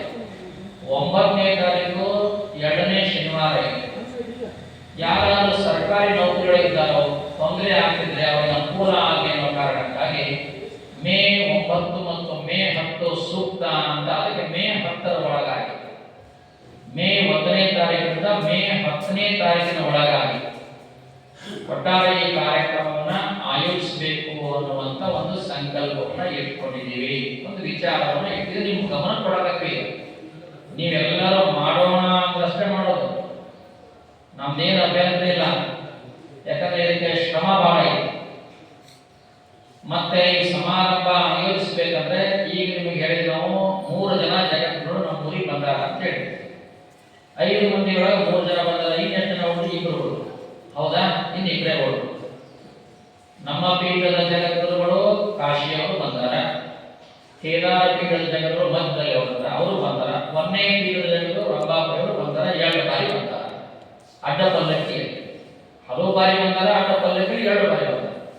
1ನೇದವರು ಬಂದಾರ, 3ನೇದವರು ಬಂದಾರ, 5ನೇದವರು ಬಂದಾರ. ಮಧ್ಯದಾಗ 2 ಉಜ್ಜಯಿನಿ ಮತ್ತು ಶ್ರೀಶೈಲ ಜಗದ್ಗುರು. ಈಗ ಅವರಿಬ್ಬರನ್ನ ಕರಿಬೇಕು ಅಂತ ವಿಚಾರ ಮಾಡಿದ್ವಿ ಅಂತ ಇಟ್ಕೊಳ್ಬೇಕು. ಕಾಶಿ ಪೀಠದ ಜಗದ್ಗುರು ನಮ್ಮ ಪೀಠದ ಜಗದ್ಗುರು, ಅವ್ರು ನಾವು ಬರಮಾಡಿಕೊಳ್ಳಲೇಬೇಕಾಗುತ್ತೆ. ಅಷ್ಟೇ ಅಲ್ಲ, ಅದು ಬರಮಾಡಿಕೊಳ್ಳೋಕೆ ಒಂದು ವಿಶೇಷಣೆ ಇದೆ. ಈಗ ನಾವು ಹಿಂದೆ ಜಗದ್ಗುರು ಕರೆದವರು ಅವ್ರ ಹಿರಿಯ ಜಗದ್ಗುರು, ಅವರು ಈಗಾಗಲೇ ನಮ್ಮ ಊರಿಗೆ ಬಂದ ಮೇಲೆ ತಮ್ಮ ಉತ್ತರಾಧಿಕಾರಿಯನ್ನ ಪಟ್ಟ ಮಾಡಿದ್ದಾರೆ. ಈಗ ಕಾಶಿಯವ್ರನ್ನ ಇಬ್ಬರು ಮಾಡುವಾಗ ಶ್ರೀಶೈಲ ಉಜ್ಜಯಿನಿ ಜಗದ್ಗುರುಗಳ ಅಡ್ಡಪಲ್ಲಕ್ಕಿಯನ್ನು ಈ ಸಂದರ್ಭದಲ್ಲಿ ಮಾಡುವಾಗ ಮತ್ತೊಮ್ಮೆ ಕಳೆಯುವಂತ ಪ್ರಮೇಯ ಬೇಡ ಅನ್ನೋ ಕಾರಣಕ್ಕಾಗಿ ಕಾಶಿ ನೂತನ ಜಗದ್ಗುರುಗಳನ್ನ ಜೊತೆ ಜೋಡಿಸ್ಬೇಕು ಅಂತ ಒಂದು ವಿಚಾರ. ಅಂದ್ರೆ ಎಷ್ಟಾದ್ರು 3 ಜನ. ಹೌದಾ? ಲೆಕ್ಕ ಸರಿ ಗೊತ್ತಾದ್ರೆ ಈಗ ಉಜ್ಜಯಿನಿ ಮತ್ತು ಶ್ರೀಶೈಲ ಇಬ್ಬರೇ ಕರ್ಮ ಮಾಡಬೇಕು ಅಂತ ನಮ್ಮ ವಿಚಾರ ಇದ್ರೂ ಸಹ ನಮ್ಮ ಪೀಠದ ಹೊಸ ಜಗದ್ಗುರು ನೂತನ ಜಗದ್ಗುರು ಬಂದರೆ ಮತ್ತೆ ಅವ್ರನ್ನ ಯಾವಾಗ ಕರಿಬೇಕು ನಾವು? ಎಲ್ಲಿ ಆ ಗೋಡಾಳ ಹಾಕಬೇಕು? ಇದು ಒಮ್ಮೆ ಮಾಡುವಾಗ ತುಂಬಾ ಶ್ರಮ ಅನಿಸುತ್ತೆ. ಅದಕ್ಕೆ ಅವ್ರನ್ನೂ ಬರ್ತಾರೆ, 3 ಮಂದಿ ಆಗ್ತಾರೆ. ಇನ್ನು 3 ಜಗದ್ಗುರು ಕರೆದ್ರೆ ಅದಕ್ಕೆ ದಾಖಲೆ ಆಗಂಗಿಲ್ಲ. 3 ಮಂದಿ ಜಗದ್ಗುರು ಬಂದಾರ ಅಂತ ಹೇಳೋದಾಗಂಗಿಲ್ಲ. ಅದಕ್ಕೆ ಏನ್ ಅನಿಸ್ತಂದ್ರೆ ಮಾಡುವ 3 ಮಂದಿ ಜಗದ್ಗುರುಗಳಿಗೂ ನಾವು ಅಡ್ಡಪಲ್ಲಕ್ಕಿ ಮನೆ ಮಾಡಲೇಬೇಕು, ಮೆರವಣಿಗೆಯನ್ನ ಮಾಡಲೇಬೇಕು, ಇನ್ನು ಇತ್ಯಾದಿ ಖರ್ಚು ಮಾಡಲೇಬೇಕು. ಇಷ್ಟೆಲ್ಲ ಕಾರ್ಯಕ್ರಮ ಮಾಡುವಾಗ ಅದ್ರ ಜೊತೆಗೆ ಇನ್ನಿಬ್ಬ ಜಗದ್ಗುರು ಕೂತ್ಕೊಂಡ್ರೆ 5 ಜನ ಜಗದ್ಗುರು ಮತ್ತೆ ದಾಖಲೆ ಅನ್ಸುತ್ತೆ. ಅಂದ್ರೆ ಸೂರ್ಯ ಗ್ರಾಮದಲ್ಲಿ ಪಂಚಪೀಠದ ಜಗದ್ಗುರುಗಳನ್ನ ಪಂಚಾಚಾರ್ಯರನ್ನ ಪಂಚಪೀಠಾಧೀಶ್ವರನ ಏಕಕಾಲದಲ್ಲಿ ಮಾಡಿರ್ತಕ್ಕಂಥ ಗ್ರಾಮ ಅನ್ನುವಂಥ ದಾಖಲೆ ಪಂಚಪೀಠದ ಇತಿಹಾಸದಲ್ಲಿ ದಾಖಲೆ ಆಗತ್ತಲ್ಲ. ಒಂದೇ ಒಂದು ವಿಚಾರ, 3 ಮಂದಿ ಕರೆಯೋದಕ್ಕಿಂತ 3 ಅಂದ್ರೆ ಒಂದು ರೀತಿ ನಮ್ಮಲ್ಲಿ ಒಂದು ಭಾವನೆ ಇರುತ್ತೆ. ಮೂಗೆಲ್ಲರೂ ಬರೀತಾರೆ 3 ಅಂದ್ರೆ ನಿಮಗೂ ಗೊತ್ತಿದೆ 3 ಏನಪ್ಪ ಯಾಕೆ ಮಾಡಿದ್ರು. 3 ಶ್ರೇಷ್ಠನೇ ಇಲ್ಲ ಅಂತಲ್ಲ. ಹಾಗಾಗಿ ಮಾಡುವಂತ ಖರ್ಚು ಅಷ್ಟೇ ಇರುತ್ತೆ. ಮಹಾಳ ಅಂದ್ರೆ 2 ಜಗತ್ತೊಳಗೆ ನಾವು ಕಾಣಿಕೆ ಕೊಡೋದಷ್ಟೇ ಎಕ್ಸ್ಟ್ರಾ ಹೋಗುತ್ತೆ. ಉಳಿದ ಯಾವುದೇ ಎಕ್ಸ್ಟ್ರಾ ಹೋಗಂಗಿಲ್ಲ, ಉಳಿದ ಯಾವುದೇ ಎಕ್ಸ್ಟ್ರಾ ಖರ್ಚಾಗಂಗಿಲ್ಲ. ಹಾಗಾಗಿ 5 ಮಂದಿ ಜಗದ್ಗುರುಗಳನ್ನ ಕರೆದ್ರೆ ಸೂಕ್ತ ಅನ್ನುವಂತ ಮಾತನ್ನ ವಿಚಾರ ಮಾಡಿ ನಾವು ಮೊನ್ನೆ ಜಾತ್ರೆ ದಿವಸ ಅಂದ್ರೆ ಕಳೆದ ಜಾತ್ರೆ ಈ 2 ತಿಂಗಳ ಜಾತ್ರೆ ಪಂಚಪೀಠಾಧೀಶ್ವರನ ಕರಿಬೇಕು, ಸಂಕಲ್ಪ ಇವೆಲ್ಲ ದುಡಿಬೇಕು ಅನ್ನುವಂತ ಒಂದು ಮಾತನ್ನು ನಾವು ಕರೆಯನ್ನೆಲ್ಲ ಕೊಟ್ಟಿದ್ವಿ. ಯಾವುದ್ರ ಮೇಲೆ ನಾವು ಒತ್ತಡ ಮಾಡಿ ಹೇಳಕತ್ತಿಲ್ಲ ತಿಳ್ಕೊಬೇಡ. ಯಾವಾಗ ಹೇಳುವ ಕೆಲಸವನ್ನು ನಾವು ಮಾಡೋದಿಲ್ಲ, ಹೇಳುವ ಕೆಲಸವನ್ನು ಮಾಡ್ತೀವಿ. ನೀವೆಲ್ಲರೂ ಒಪ್ಪಿಗೆ ಕೊಟ್ರೆ ಸಮರ್ಥವಾಗಿ ದುಡಿತೀವಿ ಅಂದ್ರೆ ಎಲ್ಲರೂ ಚಪ್ಪಾಳೆಯನ್ನು ಹಾಕಿ ನಾವು ಏನೇ ಕಷ್ಟದಲ್ಲಿ ನಾವು ಮಾಡ್ತೀವಿ ಬುದ್ಧಿ ಅನ್ನೋದು ಆದರೆ ಆ 5 ಜನ ಜಗದ್ಗುರುಗಳನ್ನ ಏಕಕಾಲದಲ್ಲಿ ಭೇಟಿಯಾಗಿ ಅವ್ರಿಗೆ ಆಹ್ವಾನವನ್ನು ಕೊಡಬೇಕು. ಯಾಕೆ ನಾವು ಇಷ್ಟು ಅವಸರ ಮಾಡಾಕತ್ತೀವಿ ಅಂತ ಒಂದು ವಿಚಾರ ಮಾಡಿ ನಾವು ಮೊನ್ನೆ ನಿಮಗೆ ಹೇಳಿದ್ವಿ. ಈಗ 5 ಜನ ಜಗದ್ಗುರುಗಳು ಜೂನ್ 22ನೇ ತಾರೀಕಿಗೆ ನೆಲೆ ಸೇರಿದ್ರೆ ದಾವಣಗೆರೆ ನಗರದಲ್ಲಿ ಸೇರಿದ್ರು. ಜೂನ್ 20 ಇವತ್ತು 22 23 ಇವತ್ತು ನಾ ಆಕ್ಚುಲಿ ಇವತ್ತ ಬುಕ್ಕಾಂಬುದಿ ಬೆಟ್ಟದಲ್ಲಿ ಸಿದ್ಧಲಿಂಗ ಜಗದ್ಗುರುಗಳು ತಪಸ್ಸು ಮಾಡಿ ಆಗಮನ ಆಗಿರುವಂತ ಶತಮಾನೋತ್ಸವ ಸಮಾರಂಭ ಇವತ್ತು ಹೋಗ್ಬೇಕಾಗಿದೆ. ಜಗದ್ಗುರು ಇವತ್ತು ಬರ್ಬೇಕಂತ ಹೇಳಿದ್ರು. ಆದ್ರೆ ನಾ ಬರಂಗಿಲ್ಲ ಅನ್ನೋದಾಗಿ ಮತ್ತೆ ನಾಳೆ 27ನೇ ತಾರೀಕು ರಂಭಾಪುರಿ ಪೀಠದಲ್ಲಿ 5 ಜನ ಜಗದ್ಗುರು ಸೇರಾಕತ್ತಾರೆ. ಬಾಳೆಹೊನ್ನೂರು ಪೀಠದಲ್ಲಿ ಅಲ್ಲಿ ಶಿವಾನಂದ ಜಗದ್ಗುರುಗಳ ಪಟ್ಟಾಭಿಷೇಕದ ಶತಮಾನೋತ್ಸವ, ಸಿದ್ಧಲಿಂಗ ಜಗದ್ಗುರುಗಳ ಶುಭಾಗಮನದ ಶತಮಾನೋತ್ಸವ ಸಮಾರಂಭದಲ್ಲಿ ನಮಗೆ ವಿಶೇಷವಾಗಿರುವಂತಹ ಹಾರೈಕೆಯನ್ನ ಆಶೀರ್ವಾದವನ್ನು ಕೊಡುವಂತ ಕಾರ್ಯಕ್ರಮವನ್ನು ಜಗದ್ಗುರು ಹಾಕಿಕೊಂಡಿದ್ದಾರೆ. ನಾನು 27 ಹೋಗ್ಬೇಕು. ಕಾರಣ ಇಷ್ಟೇ, ನಾನು ಈ ಸಂದರ್ಭವನ್ನು ನಾವು ಸದುಪಯೋಗ ಪಡಿಸಿಕೊಳ್ಬೇಕು ಅಂತ. ಅದಕ್ಕೆ ಇವತ್ತು ನಾನು ಇಲ್ಲಿ ಬಂದಿರಲ್ಲ. ಈಗ ದೊಡ್ಡ ಕಾರ್ಯಕ್ರಮ ಬೆಳಗಿಂದ ನನಗೆ 4 ಸಲ ಜಗದ್ಗುರು ಫೋನ್ ಮಾಡ್ಯಾರ. ನನ್ನ ಮೀಟಿಂಗ್ ಆಗುವಂತ ಸಭೆಯ ನೋಟಿಸ್ ಅನ್ನು ಅವ್ರು ಕಳಿಸಿದೆ. ಆಯ್ತು, ನಿಮ್ಮೂರೊಳಗೆ ಈ ಸಭೆಯನ್ನು ಪೂರೈಸಿಕೊಂಡು ಒಂದು ನಿರ್ಧಾರವನ್ನು ತೆಗೆದುಕೊಂಡು ನೀವು ಬಾಳೆಹೊನ್ನೂರು ಪೀಠಕ್ಕೆ ನೀವು ಬರಬೇಕು, ನೀವು ಭಕ್ತರನ್ನು ಕರ್ಕೊಂಡು ಅಂತ ಸೂಚನೆಯನ್ನು ಕೊಟ್ಟು. ಯಾಕೆಂದ್ರೆ ಹೇಳಿಕೊಂಡು ಮಾತನ್ನ ನೋಡಿ ಸ್ವಾಮಿಗಳೇ, ಸುಮ್ಮನೆ ಎಲ್ಲಾ ಜನ ಕಟ್ಕೊಂಡು ಎಲ್ಲಿ ಬೇಕಾದ್ರೆ ಅಡ್ಡಾಡಿ ಸುಮ್ಮನೆ ಯಾಕೆ ಹಣ ಖರ್ಚು ಮಾಡ್ತೀರಿ? ಎಲ್ಲರೂ ಒಪ್ಕೊಂಡ್ರೆ ಬಾಳೆಹೊನ್ನೂರು ಪೀಠಕ್ಕೆ ಬಂದ್ಬಿಡ್ರಿ, ಅಲ್ಲೇ ಎಲ್ಲರೂ ಸಿಗ್ತಾರೆ, ಒಂದು ದಿನಾಂಕನ ನಿರ್ಧಾರ ಮಾಡಿಕೊಂಡು ಹೋಗ್ಲಿಕ್ಕೆ ಅನುಕೂಲ ಆಗುತ್ತೆ ನಿಮಗೆ ಅನ್ನುವಂಥ ಸೂಚನೆಯನ್ನ ಕೊಟ್ಟಿದ್ದಾನೆ. ಡಿಸೆಂಬರ್ 1ನೇ ತಾರೀಕಿನಿಂದ ಕಥಾ ಬೇಡ. ನಾಳೆ ಡಿಸೆಂಬರ್ 1. ಡಿಸೆಂಬರ್ 1ರಿಂದ ಕಥಾ ಬಿಟ್ಟರೆ ಫೆಬ್ರವರಿ 1ಕ್ಕೆ ಶುಭ ದಿನಗಳು ಪ್ರಾರಂಭ ಆಗ್ತವೆ. ಫೆಬ್ರವರಿ 1ಕ್ಕೆ ಮುಂದಿನ ವರ್ಷ ಅಂದ್ರೆ 2 ತಿಂಗಳ ಕಥಾ ಬರುತ್ತೆ. ಡಿಸೆಂಬರ್ ಪೂರ್ಣ, ಜನವರಿ ಪೂರ್ಣ. ಜನವರಿ 31ಕ್ಕೆ ಉದಯ ಆಗನೆ ಫೆಬ್ರವರಿ 1ರಿಂದ ನಡೆಯುತ್ತೆ ನಮ್ದು ಏನಾದ್ರು ಒಳ್ಳೆಯ ಕಾರ್ಯಕ್ರಮ. 2 ತಿಂಗಳ ಕಥೆ ಇದೆ. ಒಂದು ಶುಭ ದಿವಸದಾಗ ಒಂದು ಮಠದಲ್ಲಿ ಒಂದು ಪ್ರಸ್ತಾಪವನ್ನು ಮಾಡಬೇಕು ಅನ್ನುವಂತ 2 ದೃಷ್ಟಿ ಇಟ್ಟುಕೊಂಡು ಕಾರ್ತೀಕ ಮಾಸ ಕಳೆದ್ರೂ ಚಿಂತಿಲ್ಲ ಅಂತ ನಮಗೆ ಒತ್ತಡ ಕೊಡಿಸುತ್ತೇ ಇಲ್ಲ. ಯಾಕಂದ್ರೆ ನಡೆಯುವಂತ ಸಮಾರಂಭದಲ್ಲಿ 2 ದೊಡ್ಡ ಪುಸ್ತಕಗಳು ಬಿಡುಗಡೆ ಆಗುವ 15 ದಿವಸ ಆ ಕೆಲಸ ಮಾಡಿ ಬಾಳೆಹೊನ್ನೂರು ಪೀಠದ 15 ದಿವಸ ಕೆಲಸ ಮಾಡಿ 15 ದಿವಸ ಕ್ಯಾಲೆಂಡರ್ ಕಳಿಸ್ತೀವಿ. ಒಂದು ತಿಂಗಳು ನಾವು ನಿರಂತರವಾಗಿ ಶ್ರಮವಹಿಸಿ ರಾತ್ರಿ 12:30 ಮಲಗೋದು, ಮುಂಜಾನೆ 4 ಗಂಟೆಗೆ 4:30 ಕೆಲಸ ಮಾಡ್ಕೊಂತ ಇರಲಿ. ಮತ್ತೆ ಮದುವೆ ಮುಂಚೆವಿ ಹೋಗೋದು ಬರೋದು ಎಲ್ಲ ಕೆಲಸ ಮಾಡ್ಕೊಂಡು ಬಂದೀವಿ. ನಾವು ದುಡಿಮೆ ಮಾಡ್ತೀವಲ್ಲ, ಆ ದುಡಿಮೆ ನಿಮಗೆ ಏನೂ ಗೊತ್ತಾಗಲ್ಲ, ಅದರ ಪ್ರತಿಫಲ ನಿಮಗೆ ಏನು ಗೊತ್ತೇ ಇಲ್ಲ. ಯಾಕಂದ್ರೆ ನೀವು ಹೆಂಗದ ಉಡಾಡಿ ಊಟಗಳಿದ್ದಂಗೆ ಸುಮ್ಮನೆ ಆರಾಮಾಗಿ ಹೇಳ್ಕೊಂಡು ಹೊಂದ್ಬಿಟ್ಟು ಆರಾಮಾಗಿ ನಡೆಸಿಬಿಟ್ರಿ, ಏನು ನಡೆದಪ್ಪ ನಡೆಯುತ್ತೆ. ಆದ್ರೆ ನಿಮಗೆ ಅದರ ಬಗ್ಗೆ ಏನಂದ್ರೆ ಒಂದು ಔಚಿತ್ಯ ಗೊತ್ತಿಲ್ಲ, ಶ್ರಮ ಗೊತ್ತಿಲ್ಲ, ಇದಕ್ಕೆ ನಾವು ಹೆಂಗೆ ದುಡಿಬೇಕು ಅಂತ ಗೊತ್ತಿಲ್ಲ, ನಾವು ಏನ್ ಮಾಡ್ಬೇಕು ಅಂತ ಗೊತ್ತಿಲ್ಲ, ನಾವು ಹೆಂಗಿರ್ಬೇಕಂದ್ರೆ ಯೋಧರಂತೆ ಇರಬೇಕು. ಯೋಧರಂದ್ರೆ ಮಕ್ಕಳವರು ಶಿವಣ್ಣ ಯೋಧರು 24 ಗಂಟೆನೂ 8 ತಾಸಿಗೊಮ್ಮೆ 8 ತಾಸಿಗೊಮ್ಮೆ ದುಡಿದಿರ್ತಾರೆ. ಹಾಗೆ ಒಬ್ಬರು 8 ತಾಸು 8 ತಾಸು ಆಯ್ತು ನಮ್ಮ ಮನೆಗೆ ಹೋಗಿರಂಗಿಲ್ಲ, ಫೋನ್ ಮಾತ್ರ ಓಡೋಗ ಯೋಧ. ಹಂಗಿದ್ರೆ ಮಾತ್ರ ನಾವು ನಮ್ಮ ಕಾರ್ಯಕ್ರಮ ಯಶಸ್ವಿಗೊಳಿಸ್ಲಿಕ್ಕೆ ಸಾಧ್ಯ ಆಗುತ್ತೆ, ಇಲ್ಲದ್ರೆ ಆಗಂಗಿಲ್ಲ. ನಾನು ನಿಮಗೆ ಹೇಳೋದಂದ್ರೆ ನೀವು ದುಡಿಯುವಂತ ಕೈಗಳಾಗಬೇಕು ಅಂತ ಕೇಳಾಕತ್ತೀನಿ. ನಾನು ನಿಮ್ಮಿಂದ ಏನು ಕೇಳಾಕತ್ತಿಲ್ಲ, ದುಡಿಯೋ ಕೈಗಳಾಗಬೇಕು. ಮತ್ತೀಗ 3 ಮಂದಿ ಕರಿಬೇಕಿದ್ರೆ 3 ಮಂದಿ ಕರಿ, ನನಗೆ ಏನು ಅಭ್ಯಂತರ ಇಲ್ಲ. ಮತ್ತು ನಮ್ಮ ಮಠದ ಇತಿಹಾಸದಲ್ಲಿ ದಾಖಲೆ ಆಗಿರುವಂತ 4 ವಿಚಾರ ನಿಮಗೆ ಹೇಳಿದ್ದೆ. ಹಿಂದೆ ನಮ್ಮ ಮಠದ ಉಮಾಪತಿ ಶಿವಾಚಾರ್ಯರು ಬಾಳೆಹೊನ್ನೂರು ಪೀಠದಲ್ಲಿ ನಡೆದಿರುವಂತಹ ಸಭೆಯಲ್ಲಿ ಇಲ್ಲಿಯ ಸಮಾರಂಭದ ಚರ್ಚೆ ಆಗಿತ್ತು, ದಾಖಲೆ ಆಗಿತ್ತು. ನಾನು ವಾಟ್ಸಪ್ಗೆ ಹಾಕಿದ್ದೆ, ದಾಖಲೆ ನಾನು ಇಟ್ಕೊಂಡೆ. ಅವರು ಪೀಠದ ನಮ್ಮ ತೆಗೆದುಕೊಂಡು ಮತ್ತೆ ನಮ್ಮ ಉಮಾಪತಿ ಶಿವಾಚಾರ್ಯ ಹೇಳಿದ್ರೆ ಕಾಶಿಯಲ್ಲಿ ಜಂಗಮವಾಡಿ ಮಠದಲ್ಲಿದ್ದು ಓದಿ ತರ್ಕ ಶಾಸ್ತ್ರ ವೇದಾಂತವನ್ನು ಓದಿ ಮತ್ತೆ ಅಲ್ಲಿ 10 ವರ್ಷ ಅಲ್ಲಿ ಸಂಸ್ಕೃತ ಭಾಷೆಯಲ್ಲಿ ಪಾಠ ಮಾಡಿ ಬಂದರು ಅನ್ನೋ ದಾಖಲೆ ಇದೆ.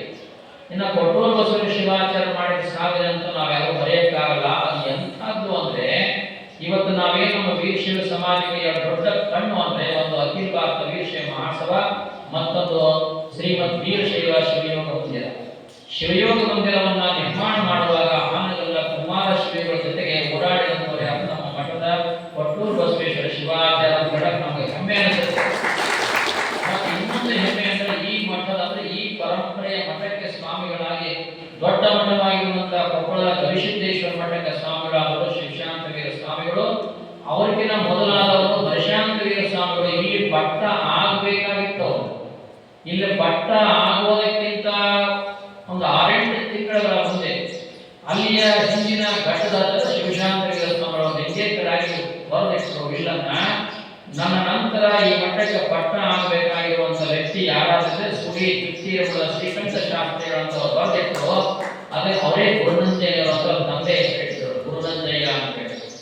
ಅವರು ಶ್ರೀಕಂಠ ಶಾಸ್ತ್ರಿಗಳಾಗಿದ್ರು. ಅವರು ಕೊಪ್ಪಳ ಗವಿಮಠಕ್ಕೆ ಪಟ್ಟ ಆಗಬೇಕು ಅಂತ ಬರೆದಿಟ್ಟಿದ್ರು.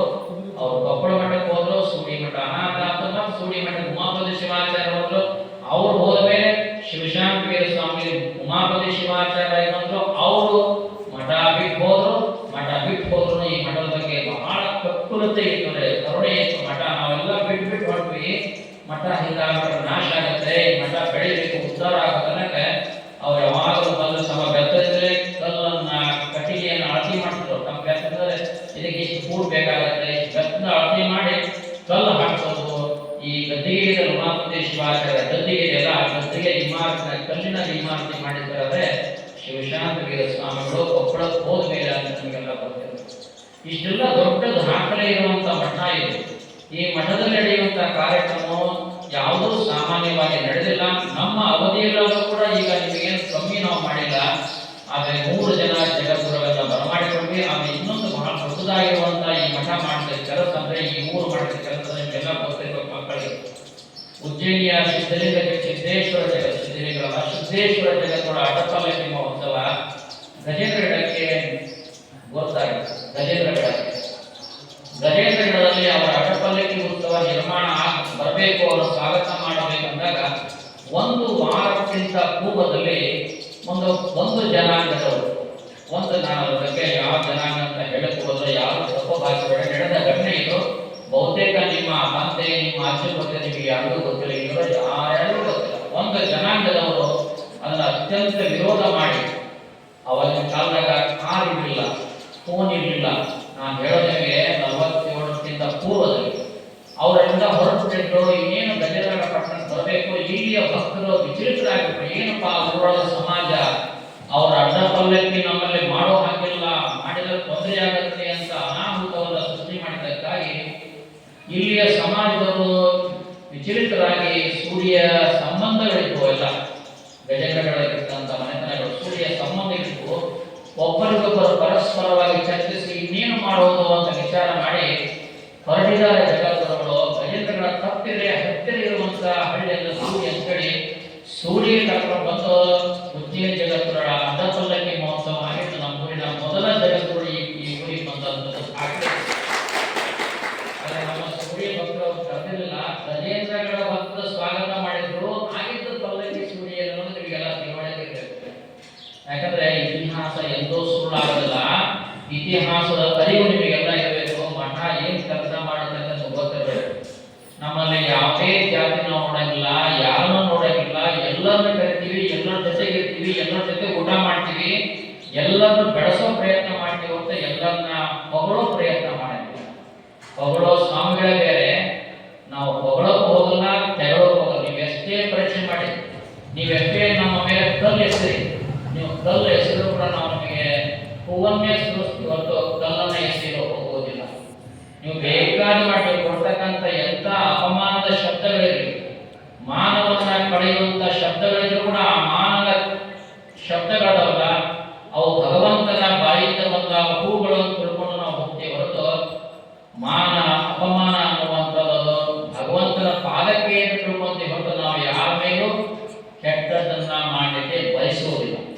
ಹಾಗಾಗಿ ನಡೆಯುವಂತ ಕಾರ್ಯಕ್ರಮ ಇದೆಯಲ್ಲ, ಇದು ಒಂದು ದಾಖಲೆ ಆಗಬೇಕು ಅನ್ನೋದಕ್ಕಾಗಿ ಪೀಠಗಳ ಇತಿಹಾಸದಲ್ಲಿ ಹೇಗೆ ಉಮಾಪತಿ ಶಿವಾಚಾರ್ಯರ ಹೆಸರು ಕಾಶಿ ಪೀಠದಲ್ಲಿ ಮತ್ತು ರಂಭಾಪುರಿ ಪೀಠದ ದಾಖಲೆ ಆಗಿದೆಯೋ ಹಾಗೆ ಈ ಮಠದ ಇತಿಹಾಸದಲ್ಲಿ ಗುರುಕುಲ ಇತ್ತು ಅಂತ ನಾವೆಲ್ಲ ಕೇಳಿದ್ದೀವಿ. ನಿಮಗೆಲ್ಲ ಗೊತ್ತು ಅನ್ನೋದು ನಾನು ಭಾವಿಸಿದ್ದೇನೆ. ಆದರೆ ನಮ್ಮ ಗದಗದಲ್ಲಿ ಒಬ್ಬ ಶಾಸ್ತ್ರಿ ಹೇಳಿದ್ರು, ಬಸಯ್ಯ ಶಾಸ್ತ್ರಿಗಳಂತ. ಅವ್ರು ಇಲ್ಲೇ ಗದಗ ಹತ್ರ ಬೆನಕೊಪ್ಪ ಗ್ರಾಮದವರು, ದಾರಿ ನಮ್ಮ ಗದಗ ಬರ್ಬೇಕಾದ್ರೆ ಬೆನಕೊಪ್ಪ ಅಂತ ಬರುತ್ತೆ. ಆ ಬೆನಕೊಪ್ಪ ಗ್ರಾಮದ ಬಸಯ್ಯ ಶಾಸ್ತ್ರಿ ಶತಾಯುಷಿಗಳಾಗಿತ್ತು. ಅವರನ್ನು ಸೂರಿ ಮಠದಲ್ಲೇ ಇದ್ದು ಪಾಠಶಾಲೆ ಆಗಿದ್ದು, ಉಮಾಪತಿ ಅಜ್ಜನವರ ಪಾಠಶಾಲೆ ಆಗಿದ್ದು ಎಲ್ಲ ಪಂಚಾಂಗ ಬರೆಯುವಂತ ವೇದ ಶಾಸ್ತ್ರ ಪುರಾಣ ಆಗಮ ಓದ್ಕೊಂಡು ಹೋದವರು. ಪಂಚಾಂಗಗಳು ಉತ್ತರ ಭಾರತದ ಪಂಚಾಂಗ ಗಣಾಧೀಶ್ವರ ಪಂಚಾಂಗ ಅಂತ ಪ್ರಸಿದ್ಧಿಯಾಗಿ ಉತ್ತರ ಕರ್ನಾಟಕದಲ್ಲಿ ಅಂಥವ್ರು ಈ ಮಠದಲ್ಲಿ ಮನೆ ಮನೆಗೆ ಹೋಗಿ ಉಂಟು ಮಂದಿ ಇಂಥರ ಮನೆ ಹೋಗಿದ್ದೆ, ಇಂಥರ ನಮ್ಮನೆ ಈ ಒಂದು 8-10 ವರ್ಷದಿಂದ ಕಟ್ ಮಾಡ್ಕೊಂಡು ಮನೆ ಮನೆಗೆ ಹೋಗಿ ನಾನು ಹುಟ್ಟಿನಿ ಅಂತ ಹೇಳಿ ಇಲ್ಲಿ ಇದ್ದದ್ದನ್ನು ನೆನೆಸಿದರು. ಅಂಥ ಒಬ್ಬ ಪುಣ್ಯಾತ್ಮ ಶಿವಾಚಾರ್ಯರು, ಉಮಾಪತಿ ಶಿವಾಚಾರ್ಯ ನಾವು ಹೆಮ್ಮೆ ಪಡಬೇಕು. ಅವತ್ತಿನ ದಿನಮಾನಕ್ಕೆ ತಕ್ಕಂಥ ಶ್ರಮ ಹಾಕಿದ್ದಾರೆ. ಅವ್ರ ಕಾಲಕ್ಕೆ ಇವತ್ತು ನಾವೇನು ನೋಡಿವಲ್ಲ ಗದಗನಲ್ಲಿ ಮಠ ನೋಡ್ತಿಲ್ಲ, ಆ ಮಠವನ್ನ ಆ ಭೂಮಿಯನ್ನ ದಾನ ಕೊಟ್ಟವರು ಕಾಶಪ್ಪ ಮಲ್ಲಪ್ಪ ಬೇರೆ. ಅವ್ರ ಮನೆಗೆ ಹೋದ್ರೆ 3 ತಿಂಗಳ ಬೆಟ್ಟಿಗೆಯಾಗ ಅವ್ರ ಮನೆ ಬೇರೆ. ನಂತರ ಅವ್ರ ಮನೆಗೆ ಹೋದ್ರೆ 3 ತಿಂಗಳಕ್ಕೆ ಅವ್ರ 3 ತಿಂಗಳ ಉಮಾಪತಿ ಅಜ್ಜರು ಪ್ರಸಾದ ಮಾಡಿಕೊಟ್ಟಿದ್ರು ಆ ಮಂತಂದಾಗ. ಇವತ್ತು ನಾವು ಒಂದು ಫೋನ್ ಮಾಡಿ ಯಾರು ಪ್ರಸಾದ ಯಾಕಂದ್ರೆ ಬಹಳಷ್ಟು ವಿಚಾರ ಮಾಡ್ತೀವಿ, ಹೇಳ್ಬೇಕೋ ಬೇಡ ಅಂತೀವಿ, ಹೇಳೋದು ಬಿಡ್ತೀವಿ, ಊಟ ಬೇಕಾದ್ರೆ ಮಾಡ್ತೀವಿ, ಬೇಡ ಉಪವಾಸ ಇರ್ತೀವಿ. ಅದು ಇವತ್ತಿನ ಸ್ಥಿತಿಗತಿ. ಅದ್ರ ಬಗ್ಗೆ ನಾವೇನು ಹೇಳ್ಬೋದು ನಿಮ್ಗೆ ಯಾರು ನಾವು ಬೇಕಿಲ್ಲ. ಆಗ ಅವತ್ತು 3 ತಿಂಗಳ ಕಾಲ ಅವ್ರ ಮನೆಯಾಗಿ ಪ್ರಸಾದ ಮಾಡಿ ಆಗ ಅದನ್ನು ಗಮನಿಸಿ ಆ ಮಲ್ಲಪ್ಪ ಕಾಶಪ್ಪ ಮಲ್ಲಪ್ಪ ಬೇರೆ ಕಾಶಪ್ಪ ಮಲ್ಲಪ್ಪ ಬೇರೆ ಕಾಶಪ್ಪ ಮಲ್ಲಪ್ಪ ಬೇರೆ ಸಂಗಪ್ಪ ಸಪ್ಪ ಅಜ್ಜನ ನೋಡಿದ್ವಿ. ಅದರ ತಂದೆ ಆ ಕಾಶಪ್ಪ ಅಜ್ಜ ಬುದ್ಧಿ ನಿಮಗೆ ಬಂದು ಹೋಗ್ತಾ ಇದ್ದೀರಿ, ನಿಮ್ಗೊಂದು ಇಳ್ಕೊಳ್ಳೋಕೆ ವ್ಯವಸ್ಥೆ ಮಾಡಿರ್ತಾರೆ. ನಿಮ್ಗೊಂದು ಅರ್ಧ ಎಕರೆ 25 ಗುಂಟೆ ಭೂಮಿಯನ್ನ ನಮಗೆ ಕೊಟ್ಟರು. ಆ 25 ಗುಂಟೆ ಭೂಮಿನೇ 1938 ದಾನ ಮಾಡಿದ್ರು. ಅದು ಮೌಲ್ಯಕ್ಕೆ 100 ರೂಪಾಯಿ. ಇವತ್ತು ಕೋಟೆ ಎಷ್ಟು ಕೋಟೆ ನಮ್ಗೆ ಗೊತ್ತಿಲ್ಲ. ಇವತ್ತೊಂದು 100 ಕೋಟೆ ಇರ್ತದೆ. ಒಂದು 100 ರೂಪಾಯಿ ಮೂಲ ದಾನ ಪತ್ರ ಇದೆ ಬ್ರಿಟಿಷ್ ಗೌರ್ಮೆಂಟ್ ಅವರು 1938 ದಾನ ಮಾಡಿದ್ರು. ಅದು ಒಂದು ದೊಡ್ಡ ದಾಖಲೆ ಈ ಮಠಕ್ಕೆ. ಹೀಗೆ ಅವರು ಬಿಟ್ಟು ಹೋಗಿರುವಂತ ಒಂದು ಶಕ್ತಿ ಇದೆಯಲ್ಲ, ಒಂದು ಕುರು ಇದೆಯಲ್ಲ, ಇದೆಲ್ಲ ಸಾಮಾನ್ಯ ಅಲ್ಲ. ನಾವು ಇಷ್ಟೆಲ್ಲ ನಿಮಗೆ ಯಾಕೆ ಹೇಳಿದ್ರೆ ಬಹಳ ಜನ ಯುವಕರದಿದೆ. ಪಂಚಪೀಠ ಜಗತ್ತನ್ನು ಯಾಕೆ ಕರೀಬೇಕಪ್ಪ, ಬಹಳ ಜನ ಇವತ್ತೇ ಪ್ರಶ್ನೆ ಮಾಡಿದ್ರೆ ಆ ಪಲ್ಲಕ್ಕಿ ಯಾಕೆ ಮಾಡಬೇಕು, ಅವ್ರನ್ನ ಯಾಕೆ ನಾವು ಹೊರಬೇಕು, ಇದೆಲ್ಲ ಇಲ್ಲ ಸಲ್ಲದ ಪ್ರಶ್ನೆಗಳು ಬರ್ತಾವೆ. ಈ ಪ್ರಶ್ನೆಗಳಿಗೆ ನಿಮಗೆ ಉತ್ತರ ಸಿಗಬೇಕು ಅನ್ನೋ ಕಾರಣಕ್ಕಾಗಿ ನಾವು ಸೂಚ್ಯವಾಗಿ ಈ ಪ್ರಶ್ನೆ ಎತ್ತರೆ ಅದು ನಮ್ಮ ಧರ್ಮದ ಸನಾತನವಾಗಿರುವಂತಹ ಒಂದು ಭವಿತವ್ಯದ ಒಂದು ಭದ್ರವಾಗಿರುವಂತಹ ಶಕ್ತಿಯ ಅವುಗಳು ಬಿಟ್ಟು ಹೋಗಿರುವಂತಹ ಗುರುಗಳು, ಆ ಪೀಠಗಳು ಮಾಡಿರುವಂತಹ ಕಾರ್ಯಗಳು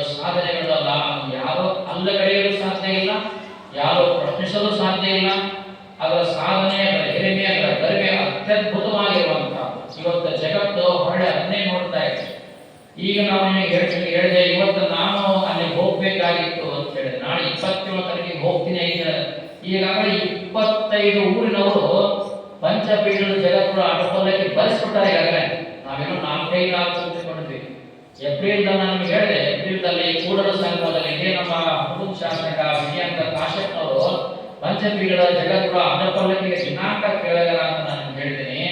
ಅಲ್ಲಿ ಆಗುತ್ತೆ ಅಂತ ನಾನು ನಿಮ್ಗೆ ಹೇಳಿದೆ. ಅಷ್ಟೊಳಗೆ ಈಗಾಗಲೇ ಸಾಕಷ್ಟು ಕಡೆ ಅಡ್ಡಪಲ್ಲಕ್ಕಿ ಉತ್ಸವಗಳು ನಡೀತಾ ಇವೆ. ಯಾವ ಏನು ಮಾಡಿದ್ರು ಸಮಾಜ, ಧಾರ್ಮಿಕ ಭಾವನೆ, ಮನಸ್ಸು, ಧರ್ಮ, ಆಚರಣೆ, ಪರಂಪರೆ ಅನ್ನೋದನ್ನ ಯಾರು ಕಿತ್ತು ಹಾಕಲಂತೂ ಯಾರಿಂದಲೂ ಸಾಧ್ಯ ಇಲ್ಲ. ನಿಮ್ಮ ಬಟ್ಟೆಯನ್ನ ಕಿತ್ತಬಹುದು, ನಿಮ್ಮ ಬಟ್ಟೆಯನ್ನ ಕಿತ್ತಬಹುದು, ನಿಮ್ಮ ಹತ್ರ ರೊಕ್ಕವನ್ನ ಕಸಿದುಕೊಳ್ಬಹುದು ಜನ. ನಿಮ್ಮ ಮನಸ್ಸನ್ನಂತೂ ಯಾರು ಕಸ್ಕೊಳಕ್ಕಾಗಲ್ಲ. ನಿಮ್ಮಲ್ಲಿರ್ತಕ್ಕಂಥ ಮನೆಯಲ್ಲಿರ್ತಕ್ಕಂಥ ಎಲ್ಲಾ ಸಂಪತ್ತನ್ನು ಜನ ಕಳು ಮಾಡಬಹುದು. ಎಲ್ಲವನ್ನೂ ಕಳು ಮಾಡಿ ನಿಮ್ಮನ್ನಂತೂ ಬಿಡ್ತಾರಲ್ಲ, ಇನ್ನೇನ್ ಮಾಡ್ತಾರೆ? ಏನೂ ಮಾಡಲಿಕ್ಕಾಗಲ್ಲ. ಸಮಾಜಕ್ಕೆ ಬಹಳ ದೊಡ್ಡ ಶಕ್ತಿಯಾಗಿರುವಂತ ಈ ಪಂಚಪೀಠಗಳ ಪರಂಪರೆ ಇದೆಯಲ್ಲ, ಬಹುತೇಕ ನಮ್ಮ ವೀರಶೈವ ಧರ್ಮ ಪರಂಪರೆಯಲ್ಲಿ ಬಹಳ ದೊಡ್ಡದಾಗಿರುವಂತ ಮೂಲವಾಗಿರುವಂತ ಒಂದು ಶಕ್ತಿ ಅಂತ ನಾವು ಯಾರು ಮರೆಯಲು ಸಾಧ್ಯ ಇಲ್ಲ. ನಮ್ಮ ಮಠದ ಪರಂಪರೆ ಮಾತ್ರ ಪಂಚಪೀಠದ ಪರಂಪರೆ. ನೀವು ಯಾರು ಹೇಳಿದ್ರು ನಮ್ಮ ಜೀವಿತಾವಧಿಯಲ್ಲಿ ಪಂಚಪೀಠಗಳ ಪರಂಪರೆ ಏನ್ ಸಿಗಬೇಕೋ ಗೌರವ, ಘನತೆ ಅದು ಸಿಕ್ಕೇ ಸಿಗುತ್ತೆ. ಮುಂದೆ ಆದರೂ ಸಹ ಈ ಮಠದ ಪರಂಪರೆ ಅದೇ ರೀತಿ ನಡೆಯಬೇಕಾದ ಪರಂಪರೆಯನ್ನು ಎಂದೂ ಕಿತ್ತು ಹಾಕುವಂತ ಮನಸ್ಸು, ಸಾಮರ್ಥ್ಯ, ಶಕ್ತಿ ದೇವರು ಯಾರಿಗೂ ಕೊಡಲಿಲ್ಲ. ಸೂರ್ಯನನ್ನ ಯಾರಾದರೂ ಹಂಗಿಸಿದರೆ ಸೂರ್ಯನಿಗೆ ನೋವಾಗುತ್ತೆ. ಸೂರ್ಯನ ಕಣ್ಣಿಗೆ ಮಣ್ಣನ್ನು ಎರೆಸಿದರೆ ಸೂರ್ಯನ ಕಣ್ಣಿಗೆ ಮಣ್ಣು ಬೀಳುತ್ತನೋ? ಯಾರು ಸೂರ್ಯನಿಗೆ ಮಣ್ಣನ್ನು ಎರೆಸ್ತಾರೋ ಅವ್ರ ಕಣ್ಣಿಗೆ ಬೀಳುತ್ತೆ ಹೊರತು ಸೂರ್ಯನಿಗೆ ಮಣ್ಣು ಬೀಳೋದಿಲ್ಲ, ಕಲ್ಲು ಬೀಳುವುದಿಲ್ಲ, ಧೂಳ ಬೀಳುವುದಿಲ್ಲ. ಹಾಗೆ ಪಂಚಪೀಠಗಳ ಪರಂಪರೆಗೆ ಯಾರಾದರೂ ಘನತೆಗೆ ಕುತ್ತು ತರಬೇಕು ಅಂದ್ರೆ ಎಂದೂ ಪಂಚಪೀಠಗಳ ಘನತೆ ನಾಶ ಆಗುವುದಿಲ್ಲ. ಇನ್ನಷ್ಟು ಅಪ್ಪಟ ಚಿನ್ನದಂತೆ ಬೆಳೀತಾ ಇದೆ. ಇದು ಸತ್ಯವಾಗಿರುವಂತ ಮಾತು, ಎರಡು ಮಾತೇ ಇಲ್ಲ. ಹಾಗಾಗಿ ನಮ್ಮ ಪರಂಪರೆ ಪಂಚಪೀಠಗಳ ಪರಂಪರೆ. ಪಂಚಪೀಠದಲ್ಲಿ ಕಾಶಿ ಜ್ಞಾನ ಪರಂಪರೆಗೆ ನಮ್ಮ ಸೇರಿದ ಮಠ ಅಂತ ನಿಮ್ಗೆಲ್ಲರಿಗೂ ಮಕ್ಕಳಿಗೆ ಗೊತ್ತಿರಬೇಕು. ನಿಮ್ಗೆ ಯಾರಕ್ಕೆ ನಿಮ್ ಗುರುಗಳು ಯಾರು ಅಂತ, ನೀವು ಸೂರಿ ಮಠ, ಬುತ್ತಿ ಮಠ ಅಂತ ನಿಮ್ಗೆ ಯಾರು ಪಂಚಪೀಠದ ಕಾಶಿ ಜಗದ್ಗುರು ಅಂತ ಹೇಳಕ್ ನಿಮ್ಮ ಧೈರ್ಯ ಇರಬೇಕು. ಎಲ್ಲೋ ಇದಕ್ಕೆ ಸಂಕೋಚ ಮಾಡ್ಕೊಳ್ಳೋದು. ಯಾಕಂದ್ರೆ ನಿಮ್ಮ ಅಪ್ಪ ಯಾರು ನೀವು ಹೇಳ್ತಿರ್ತಾನೆ, ನಿಮ್ಮ ಅಪ್ಪ ಅಂದ್ರೆ ಯಾರು ಹೇಳ್ತಿರ್ತಾನೆ? ಶಶಿಧರ ಅಂತ. ನಿಮ್ಮ ಅಜ್ಜ ಯಾರು? ಅಂದಪ್ಪನ ಯಾರು? ಅವ್ರ ಹೆಸರು ಹೇಳ್ಬೇಕು, ಗೊತ್ತೇ ಇಲ್ಲ. ಅವ್ರ ಅಜ್ಜ ಇದ್ರೆ ನಿಮ್ಮ ಅಜ್ಜ ಬರಕ್ ಸಾಧ್ಯ ಇಲ್ಲ. ಇರ್ಲೇಬೇಕು, ಹೆಸರು ಗೊತ್ತಿರೋದು ಅಷ್ಟೇ. ಕಾರಣ ಇದ್ದಾಗ ಪರಂಪರೆಯನ್ನು ಯಾರೂ ತ್ಯಾಜ್ಯ ಮಾಡಕ್ಕಾಗಲ್ಲ, ತ್ಯಜಿಸಕ್ಕಾಗಲ್ಲ. ಇದನ್ನು ನಾವು ಎಂದೂ ಯಾವ ಕಾರಣಕ್ಕೂ ನಮ್ಮ ರಕ್ತದ ನರನಾಡಿಯಲ್ಲಿ ಎಂದೂ ಅದಕ್ಕೆ ವಿರುದ್ಧವಾಗಿರುವಂತದ್ದು ತಿಳಿಸಲು ಸಾಧ್ಯನೇ ಇಲ್ಲ. ಜೀವ ಬಿಡುತ್ತೆ ಹೊರತು ನಮ್ಮ ಪರಂಪರೆ ನಾವು ಬಿಡಕ್ಕೆ ಬರಂಗಿಲ್ಲ. ಇದು ಶತಸಿದ್ಧವಾಗಿರುತ್ತೆ. ಯಾರು ತಂದೆಯ ಮಗನಾಗಿರ್ತಾನೋ ಆ ಮಗನಿಗೆ ಅರಿವಿರುತ್ತೆ, ನನ್ನ ತಂದೆಯನ್ನ ಯಾರಾದರೂ ಹಿಂಸಿಸಿದರೆ, ನೋಯಿಸಿದರೆ ಮಗ ನಿಂತುಕೊಂಡು ಅದರ ವಿರೋಧ ಮಾಡ್ತಾನೆ ಅಂದ್ರೆ ಅವನು ನಿಜವಾಗಿರುವಂತ ಮಗ. ಹಾಗಿರುವಂತ ಪರಂಪರೆ. ಹಾಗಾಗಿ ನೀವು ಇದಕ್ಕೆ ಯಾರು ವಿರೋಧ ಮಾಡುತ್ತಾರೆ ಅಂತ ನಾನು ಹೇಳ್ತಿಲ್ಲ. ಇದು ನಮ್ಮ ಪರಂಪರೆ ಅಂತ ಹೇಳ್ತಾ ಇರ್ತಾರೆ. ಈ ಪರಂಪರೆ ನಾವು ಬಿಡ್ಲಿಕ್ಕೆ ಬರೋದು. ಹಾಗಾಗಿ ನಿಮ್ಮ ಎಲ್ಲರ ಮನಸ್ಸು ಒಂದೇ ಭಾವನೆಯಿಂದ ಇದ್ದರೆ 5 ಜನ ಜಗದ್ಗುರುಗಳನ್ನ ಮೇ 1ನೇ ತಾರೀಕಿನಿಂದ ಮೇ 10ನೇ ತಾರೀಕಿನೊಳಗೆ ನಾವು ಕರೀಬಹುದು ಅಂತ ಅಂದ್ರೆ ಕರೀಲಿಕ್ಕೆ ಒಂದು ಭಿನ್ನ ಹಕ್ಕಾಗಿ ನಾವೆಲ್ಲ ಹೋಗಬೇಕಾಗತ್ತೆ. ಇದರ ವಿಚಾರ ನೀವೆಲ್ಲ ನಮ್ಗೆ ಹೇಳಬೇಕು. ಯಾಕಂದ್ರೆ ಮಾತಾಡಿದ ಪಾಪ ಆತ ಒಂದು ವಾಸ್ತವಿಕವಾಗಿ 4 ಮಾತು ಏನ್ ಹೇಳಬೇಕು ಅಷ್ಟು ಹೇಳಿದೆ. ಯಾಕಂದ್ರೆ ಎಲ್ಲರೂ ಮಾತಾಡಿದ್ರೆ ಯಾರು ಮಾತಾಡಕ್ಕೆ ಬರಂಗಿಲ್ಲ. ಯಾರು ಮಾತಾಡೋದ್ರಲ್ಲಿ ನಾವೇನ್ ಮಾಡ್ಬೇಕು? ಯಾರು ಮಾತನಾಡಲಿಕ್ಕೆ ಬರಂಗಿಲ್ಲ ಅಂತಿಲ್ಲ, ಯಾರನ್ನ ನಾವು ಬೆಳ್ಮಾಡಿ ಕರೆಯಕ್ಕಾಗತ್ತ? ಆಗಂಗಿಲ್ಲ. ಹಾಗಾಗಿ ಮತ್ತೆ ಇದರ ವಿವರನೂ ಆತನಿಗೆ ಗೊತ್ತಿರಂಗಿಲ್ಲ. ಪಾಪ ಆತನಿಗೆ ಗೊತ್ತಿದ್ದು ಏನಿದೆ ಅಷ್ಟನ್ನು ಹೇಳ್ತಾನೆ. ಸುಮ್ಮನೆ ಅವನ ಮೇಲೂ ಯಾವ ಏನೋ ಗುಬ್ಬೆ ಹಾಕೋದು ಸರಿಯಲ್ಲ. ಈಗ ಏನು ಸತ್ಯ, ಏನು ಪರಂಪರೆ, ಏನು ಆಚರಣೆ, ಏನು ಇತ್ತು ಅನ್ನೋದು ನಾವು ನಿಮಗೆ 1 ಗಂಟೆಗಳ ಕಾಲ ಹೇಳಿದ್ವಿ. ಇನ್ನು 1 ಗಂಟೆಗಳ ಕಾಲ ನೀವೆಲ್ಲ ಕೇಳಿದ್ರೆ ಇನ್ನೂ 1 ತಾಸು ಕೊಟ್ಟು 1:15 ಆಗಿ ಎಷ್ಟಾಯ್ತಪ್ಪ? 1:10 ಇನ್ನೂ ತಗೊಂಡ್ರೆ 50 ನಿಮಿಷ 2 ಗಂಟೆ ಒಳಗೆ ನಾವು ಪ್ರಸಾದ ವ್ಯವಸ್ಥೆ ರೆಡಿ ಮಾಡ್ತಾರೆ. ನಿಮಗೆ ಬಂದವರಿಗೆ ಒಂದು ಪ್ರಸಾದ ಕೊಡ್ರಿ ಅಂತ ಹೇಳಿ ಅವರು ರೆಡಿ ಮಾಡಬೇಕಾದ್ರೆ ಮಾಡಿಕೊಡ್ತಾರೆ. 2 ಗಂಟೆಗೆ ಪ್ರಸಾದ ಆಗುತ್ತೆ. 2 ಗಂಟೆ ಒಳಗೆ ನೀವೆಲ್ಲ ಸ್ವಲ್ಪ ವಿಚಾರ ಮಾಡ್ರಿ. ಅಂದ್ರೆ ಇನ್ಸ್ಟೆಂಟ್ ಯಾಕಂದ್ರೆ ಈಗ ಹೇಳ್ಬಿಟ್ಟಿವಿ, ಇವತ್ತ ಏನು ಹೇಳಿಲ್ಲ. ಈ 2-3 ತಿಂಗಳಿಂದಲೂ ಇದೆ ಹೇಳಿದ ವಿಚಾರ, ನಿಮ್ಮೆಲ್ಲರ ಗಮನಕ್ಕೂ ಇದೆ. ಇವೆಲ್ಲ ಗೊತ್ತಿರುವಂತ ವಿಚಾರವನ್ನೇ ಈಗ ನಾವೆಲ್ಲ ವ್ಯವಸ್ಥಿತವಾಗಿ ಅಂದ್ರೆ ಏನ್ ಮಾಡಬೇಕಲ್ಲ ಅದನ್ನೆಲ್ಲ ಕಾರ್ಯರೂಪಕ್ಕೆ ತರಬೇಕಾದ್ರೆ ನಾಳೆ ಸಮಾಜದ ಮುಂದೆ ಪ್ರತಿಯೊಂದನ್ನು ನಾವು ಇಡಬೇಕಾಗುತ್ತೆ, ಲೆಕ್ಕ ನೀಡಬೇಕಾಗತ್ತೆ, ಪ್ರಶ್ನೆಗೆ ಉತ್ತರ ನೀಡಬೇಕಾಗುತ್ತೆ. ಅದಕ್ಕೆ ಈಗ ವ್ಯವಸ್ಥಿತವಾಗಿ ನಿಮ್ಮೆಲ್ಲರ ಒಪ್ಪಿಗೆಯನ್ನ ಕೇಳಿ ನಾವು ಸಂಕಲ್ಪ ಮಾಡಿರೋದನ್ನ ನಿಮ್ಮೆಲ್ಲ ಕೇಳೇ ನಾವು ನಿರ್ಧಾರ ತಗೊಂತೀವಿ ಅಂತ ನಾವು ಜಾತ್ರೆ ದಿವಸ ಆದ್ರೂ ನಾವು ಹೇಳಿದ್ವಿ. ಯಾವುದನ್ನು ನಿಮ್ಮ ಬಿಟ್ಟು ನಾವೇನು ಮಾಡಿಲ್ಲ. ದುಡಿಯುವಂತ ಮನಸ್ಸಿದ್ದವರು ಬಂದು ದುಡಿತಾರೆ, ಅಡ್ಡಾಡುವಂತವರು ಹೋಗೋರಿದ್ರೆ ಹೋಗುತ್ತಾರೆ, ಅಡ್ಡಾಡೋರಿಗೆ ನಿಲ್ಲಿಸೋದಿಲ್ಲ. ಭಗವಂತ ಬಂದು ನಿಲ್ಲಿಸಕ್ಕಾಗಲ್ಲ, ನಾನಲ್ಲ. ಯಾರೇನು ಬಂದು ದುಡಿಬೇಕು ಅಂತ ಮನಸ್ಸಿರ್ತಾರೋ ದುಡದೇ ದುಡಿತಾರೆ, ಯಾರೇನು ಬರಬೇಕು ಅದಕ್ಕೆ ಮನಸ್ಸಿದ್ದಲ್ಲೇ ಮಾರ್ಗ ಅಂತ ನಮ್ಮ ಹಿರಿಯರು ಹೇಳ್ತಾರೆ. ಇಲ್ಲಿ ಯಾರು ಬಂದಿಲ್ಲ ಅವ್ರಿಗೆ ಯಾರಿಗೂ ಮಾರ್ಗನೇ ಇಲ್ಲ ಅಂತ ನಾವು ಹೇಳೋದಲ್ಲ. ಹಿಂದೆ ಹೇಳಿದ ಗಾದೆ ಮಾತದ ಮನಸ್ಸಿದ್ದಲ್ಲೇ ಮಾರ್ಗ. ನಡಿಲಿಕ್ಕೆ ಬರದೇ ಇರುವಂತ ವ್ಯಕ್ತಿ, ಕಾಲುಗಳು ಇಲ್ಲದೇ ಇರ್ತಕ್ಕಂಥ ವ್ಯಕ್ತಿ ನಾನು ದುಡಿಬೇಕು ಬರಬೇಕು ಅಂತ ಹೆಂಗಾದ್ರೂ ಬರ್ತಾರೆ. ಎಲ್ಲ ಇದ್ದವನು ಹೋಗಬಾರ್ದು ಅಂತ ಇದ್ರೆ ನಾವು ಹೋಗೋಗಿಲ್ಲ, ಬರಂಗಿಲ್ಲ ಅಂತಕ್ಕೆ ನಾವು ಚರ್ಚೆ ಮಾಡಕ್ಕೂ ಆಗಂಗಿಲ್ಲ. ಕಾರಣ ಇಷ್ಟೇ, ನೀವು ಎಷ್ಟು ಜನ ಇವತ್ತು ಆ ಜನ ಸ್ವಲ್ಪ ಬೇರೆ ಬೇರೆ ಕಾರ್ಯಕ್ರಮ ಮದುವೆ ಕಾರ್ಯಕ್ರಮಗಳಲ್ಲ ನಮಗೆ ಗೊತ್ತಿದೆ, ನಾವು ಯಾರಿಗೂ ಸುಳ್ಳ ಅಪವಾದ ಕೊಡ್ತಾ ಇಲ್ಲ. ಆದ್ರೆ ನಾವು ನಮ್ಮ ಕರ್ತವ್ಯವನ್ನು ಮಾಡಿ ಎಲ್ಲರ ಮನೆಗೂ ಸುದ್ದಿಯನ್ನ ಮುಡಿಸಿ ಅಂತ ನಿಮಗೆಲ್ಲ ಗೊತ್ತಾಗಲಿ ಅಂತ ಹೇಳಬೇಕು ಅಷ್ಟೇ. ನಮ್ಮ ಹಳ್ಳಿಯವರಿಗೆ ಪಾಪ ಅವ್ರಿಗೆ ನಾವು ಪತ್ರನ ಕೊಟ್ಟಿಲ್ಲ, ಹಾಡೇನೂ ಕೊಟ್ಟಿಲ್ಲ, ಬರೇ ಹೋಗಿ ನಮ್ಮ ಊರಿನವರು ಹೋಗಿ ಹೇಳಿ ಬಂದಾರ ಅಂತ ಅವ್ರಿಗೆ ಬಂದಾರ. ಆದ್ರೆ ಅವರು ಅಭಿಮಾನ ಮತ್ತು ಅವ್ರಿಗೆ ನಾವು ಏನ್ ಕೆಲಸ ಕೊಡ್ತೀವಿ ಅವ್ರು ನಿಭಾಯಿಸ್ತಾರೆ, ಆ ಮಾತೇನೆ. ಆದ್ರೆ ಕಾರಣ ಇಷ್ಟೇ, ಅವರು ಎಷ್ಟು ಜನ ಸಾಧ್ಯವಾಗಲ್ಲ ಬಂದರ ಬಂದಿಲ್ಲ ಅಂತ ನಾವು ಅವ್ರ ಮೇಲೆ ಶಾಪ ಹಾಕೋದಾಗ್ಲಿ, ಬಂದಿಲ್ಲ ಅಂತ ಅವ್ರು ದ್ವೇಷ ಮಾಡೋದಾಗ್ಲಿ ನಮ್ಮ ಮನಸ್ಸಿನಲ್ಲಿ ನಮ್ಮ ಜಾಯಮಾನದಲ್ಲೇ ಇಲ್ಲ. ಆ ಪ್ರಶ್ನೆ ಬರೋದೇ ಇಲ್ಲ, ಉದ್ಭವಿಸೋದಿಲ್ಲ. ಹಾಗಿಷ್ಟೇ ಈ ಮಾಡುವ ಕಾರ್ಯ ಇಲ್ಲ, ಇದು ಬಹಳ ಸರಳವಾದ ಕಾರ್ಯ ಅಲ್ಲ, ಇದು ನಿಮ್ಗೆ ಗೊತ್ತಿರಬೇಕು. ಇದಕ್ಕೆ ಬಹಳ ಜನ ದುಡಿಬೇಕಾಗತ್ತೆ, ಒಂದು 200-250 ಜನ ಕಟಿಬದ್ಧವಾಗಿ ದುಡಿಬೇಕಾಗತ್ತೆ. ಅಷ್ಟು ಜನ ಹಗಲಿ ರಾತ್ರಿ ದುಡಿದ್ರೆ ಈ ಕಾರ್ಯ ಆಗುತ್ತೆ. ಮತ್ತೆ ನಾನು ಫೋನ್ ಮಾಡಿದ್ರೆ ನಾನು ಅಲ್ಲಿದ್ದೀನಿ ನಾನು ಹೊಂಟೀನಿ ಅಂದ್ರೆ ಕೆಲಸ ಆಗೋದಿಲ್ಲ. ಮತ್ತೆ ಈ ಕಾರ್ಯಕ್ರಮ ಮಾಡೋ ನಿರ್ಧಾರ ಮಾಡಿದ್ರೆ ಯಾಕೆ ಇಷ್ಟು ದೌಡ ಅಂದ್ರೆ ಮತ್ತೆ ಜಗತ್ತೋ ದಿನಾಂಕ ನಮ್ಮ ಸಿಗದೇ ಇಲ್ಲ, ಆ ದಿನಾಂಕಗಳು ಹೋಗ್ಬಿಟ್ರೆ ನಾವೇನು ಮಾಡಬೇಕು. ಯಾಕೆ ನಿರ್ಧಾರ ಬಹಳ ವೇಗವಾಗಿ ತಗೋಬೇಕಂದ್ರೆ ನಾವು ಎಷ್ಟು ದಿನಗಳನ್ನು ಬಿಡ್ತೀವೋ ಅಷ್ಟು ಡೇಟ್ಗಳು ಬೇರೆ ಹೋಗ್ಬಿಡ್ತಾವೆ. ಮತ್ತೆ ಅದರಿಂದ ಇನ್ನೊಂದು ಸಮಸ್ಯೆ ಆಗುತ್ತೆ. ನಮ್ಮ ಊರೊಳಗೆ ಬೇರೆ ಬೇರೆ ಮನೆಯಲ್ಲಿ ವಿವಾಹ ಸಮಾರಂಭವಿರ್ತವೆ. ವಿವಾಹ ಸಮಾರಂಭ ಇಟ್ಟುಕೊಳ್ಳುವಂತ ಸಂದರ್ಭ ಇರ್ತವೆ. ಅವರು ವಿವಾಹವನ್ನ ಈ ದಿನಾಂಕಗಳು ಗೊತ್ತು ಮಾಡಬಾರ್ದು ಅಂತ ಒಂದು ನಿರ್ಧಾರ ಬರ್ತಾರೆ. ಈಗ ನಾವು ಈ ನಿರ್ಧಾರ ತಗೊಳ್ಳಿದ್ರೆ ಅವ್ರು ದಿನಾಂಕ ಗೊತ್ತು ಮಾಡಿದ್ರೆ ಬದಲಾವಣೆ ಮಾಡೋದು ಕಷ್ಟ ಆಗುತ್ತೆ, ಬದಲಾವಣೆ ಮಾಡ್ಬೋದು ಕಷ್ಟ ಆಗುತ್ತೆ. ಈ ಸಮಸ್ಯೆ ನಾವು ತಂದು ಹಾಕೋದು ಬೇಡ. ಯಾವುದೇ ಮನೆತನ, ಸಣ್ಣ ಮನೆತನ ಇರಲಿ ದೊಡ್ಡ ಮನೆತನ ಪ್ರಶ್ನೆ ಅಲ್ಲ. ಯಾವುದೇ ಸಣ್ಣ ಮನೆತನದಲ್ಲೂ ಆ ಮದುವೆ ಅವ್ರಿಗೆ ಮಹತ್ವ ಇರುತ್ತೆ. ಅವ್ರೇನ್ರಿ 200 ಮಂದಿ ಮಾಡ್ಕೊಳ್ಬೇಡ್ರಿ ಅನ್ನಂಗಿಲ್ಲ. 200 ಜನ ಇರಲಿ, ನಮ್ಮ ಕಾರ್ಯಕ್ರಮ ದಿವಸ ಅವ್ರು ಮದುವೆ ಮಾಡ್ಕೊಂತಾರೆ ಅಂದ್ರೆ ಅದು ಅಸಭ್ಯ ಅನಿಸುತ್ತೆ, ಅದು ಯೋಗ್ಯ ಅನಿಸಂಗಿಲ್ಲ. ಅವ್ರಿಗೆ ನಾವು ಅವಕಾಶ ಕೊಡಬಾರ್ದು, ಅಂದ್ರೆ ಆ ಮಾಡಬಾರ್ದು. ನೀವೇನಪ್ಪ ಸಣ್ಣ ಮಂದಿ ಪೂಜೆ ಮಾಡ್ಕೊಳಿದ್ರೆ ಅದು ನಾವು ಅವ್ರನ್ನ ಅಸಹ್ಯ ಮಾಡಿದಾಗ. ಹಾಗಾಗಿ 10 ದಿನಗಳ ಕಾಲ ನಾವು ದಿನಾಂಕ ತಗೋಬಹುದು. 10 ದಿನಗಳ ಕಾಲ ನಾವು ನಮ್ಮ ಊರಾಗ ಯಾವುದೇ ಮನೆಯಲ್ಲಿ ವಿವಾಹ ಮಂಗಲ ಕಾರ್ಯವನ್ನು ಇಟ್ಟುಕೊಳ್ಳದ ಹಾಗೆ ನೀವು ನೋಡ್ಕೊಳ್ಬೇಕು. ಹಾಗೆ ನೋಡ್ಕೊಂಡ್ರೆ, ಯಾಕಂದ್ರೆ ಒಂದು ಮನೆಯಲ್ಲಿ ಸಮಾರಂಭ ಇದ್ರೆ ಆ ಮನೆಯಲ್ಲಿ ಮನೆಯ ರಸ್ತೆ ಇರಕ್ಕಾಗಲ್ಲ. ಆ ಮನೆಯ ಊರಿನ ಸಂಬಂಧಿಗಳು, ಸ್ನೇಹಿತರು, ಬಳಗ, ಬಂಧು ಎಲ್ಲ ಇರಬೇಕಾಗತ್ತೆ. ಹಾಗಾಗಿ ಅದಕ್ಕೆ ಅದನ್ನೆಲ್ಲ ಸ್ವಲ್ಪ ಎಚ್ಚರ ನೀವು ವಹಿಸಬೇಕು, ಜಾಗೃತಿ ಆಗ್ಬೇಕು. ಜಾಗೃತಿ ಆದ್ರೆ ಮತ್ತೆ ಈ ಕಾರ್ಯಕ್ರಮ ಮಾಡ್ಬೇಕಾದ್ರೆ ನಮಗೆ ವ್ಯವಸ್ಥೆಗೆ ಬೇಕಾಗಿರ್ತಕ್ಕಂಥ ಎಲ್ಲವನ್ನೂ ಅಣಿಗೊಳಿಸ್ಕೊಡ್ಬೇಕಲ್ಲ. ಹೋದ್ರೆ ನಾವು ಕಾರ್ಯಕ್ರಮ ಮಾಡಿದಾಗ ಒಂದು ದೊಡ್ಡ ಪೆಂಡಾಲ್ ಹಾಕಿದ್ವಿ, ಆ ಪೆಂಡಾಲ್ ಇದು ಚೆನ್ನಾಗಿಲ್ಲ. ಈಗ ನೀವು ಪಂಚಪೀಠದ ಜಗತ್ತು ಕನಿಷ್ಠ ಅವತ್ತಿನ ದಿವಸ ಒಂದು 25,000 ಜನ ಸೇರ್ತಾರೆ, 20 ರಿಂದ 25,000 ಜನ ಸೇರ್ತಾರೆ. ಅಷ್ಟು ಜನರಿಗೆ ಬೇಕಾಗಿರ್ತಕ್ಕಂಥ ವ್ಯವಸ್ಥೆ, ಅದು ಬೇಕಾಗಿರ್ತಕ್ಕಂಥ ಎಲ್ಲ ದಾಸೋಹದ ವ್ಯವಸ್ಥೆ, ಒಂದು ಹೋದಾಗ ಇರ್ಲಿಕ್ಕೆ ಊಟ ಉಪಚಾರ ಎಲ್ಲ ಮಾಡ್ಲಿಕ್ಕೆ ನಾವು ಸನ್ನದ್ಧರಾಗಿ ದುಡಿಬೇಕಲ್ಲ.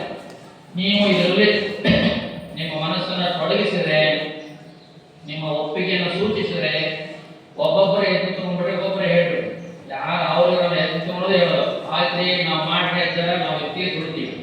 ಒಬ್ಬೊಬ್ಬರೇ ಎದ್ದು ತಗೊಂಡು ಹೇಳ್ಬಿಡಿ, ನಾವು ಯಾರನ್ನೂ ಬೆಟ್ಟು ಮಾಡಿ ಕೇಳಂಗಿಲ್ಲ. ಎಲ್ಲರೂ ಹೀಗೆ ಚೆನ್ನಾಗಿ ಹೇಳಿದ್ರೆ ಈ ಕಾರ್ಯಕ್ರಮವನ್ನು ಮಾಡಲಿಕ್ಕೆ ಮನಸ್ಸಾಗುತ್ತೆ, ಧೈರ್ಯ ಬರುತ್ತೆ, ಶಕ್ತಿ ಬರುತ್ತೆ.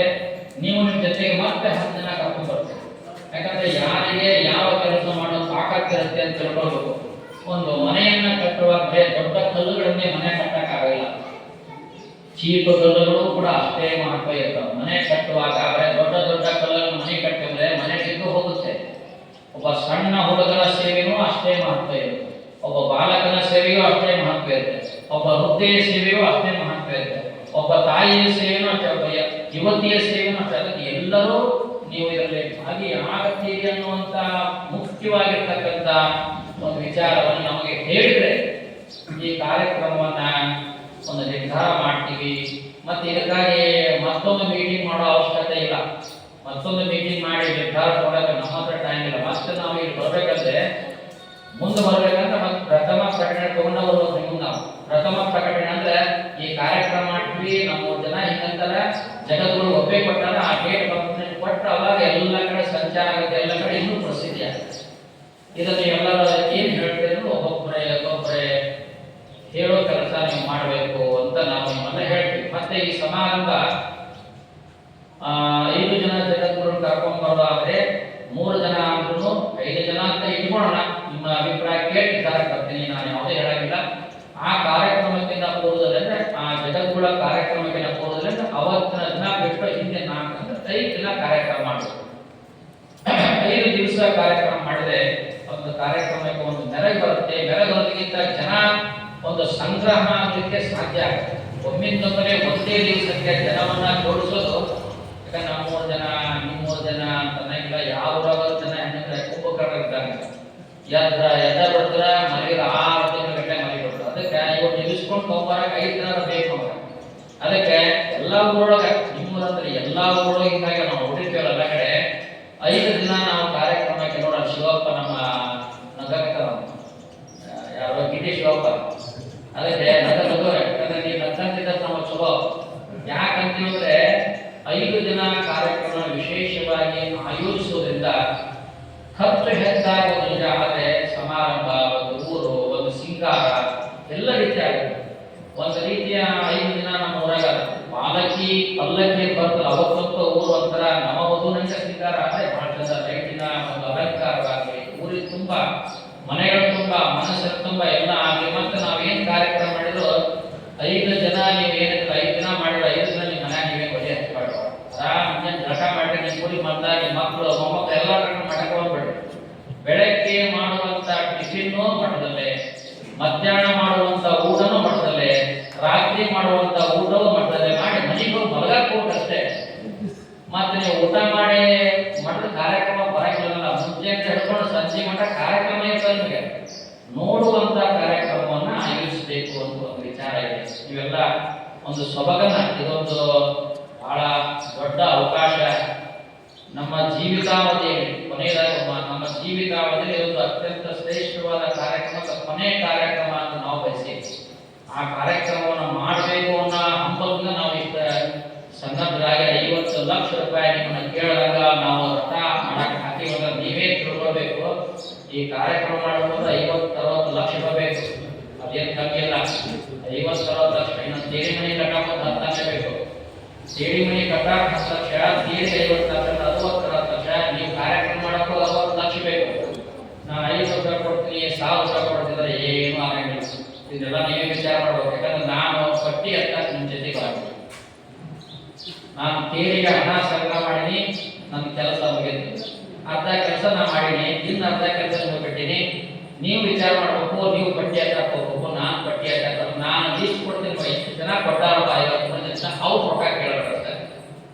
ಆ ಕೊಟ್ಟವ್ರು ಹೋಗಿ ಮತ್ತೆ ರೊಕ್ಕ ಕೊಡ್ರಿ ಕಾರ್ಯಕ್ರಮ ಮಾಡಕ್ಕೆ ಹೋಗಿ ಕೇಳಿದ್ರೆ ಮತ್ತೆ ನಮಗೂ ಗೌರವ ಅಲ್ಲ, ನಿಮಗೂ ಗೌರವ. ನಮಗೆ ಗೆಳೆ ಇದ್ರೆ ಆಚಾರ ನೀವು ಆ 50 ಜನರ ಹೆಸರು ನಿಮ್ಗೆ ಕೊಟ್ಟರೆ ನಾನು ಇಲ್ಲಿ ಬೋರ್ಡ್ನಲ್ಲಿ ಕೆತ್ತಿನೆಲ್ಲ ಕೊಡ್ತೀನಿ. ಅವ್ರನ್ನ ಬಿಟ್ಟು ನೀವು ಯಾರು ಹೋಗಿ ಹಣ ಕೇಳಿದ್ರು ನಿಮಗೆ ಕೊಡ್ತಾರ. ಇಂಥ ಕಾರ್ಯಕ್ರಮ ಮಾಡಕ್ಕಾದ್ರೆ ಯಾರು ಇಲ್ಲ. ನಾನು ನಿಮಗೆ ದಾರಿ ತೋರಿಸ್ತೀನಿ, ಇಂಥದ್ದು ಹೋಗ್ರಿ ಅಂತಂದ್ರೆ ಹೋಗ್ರಿ, ಕೇಳ್ರಿ.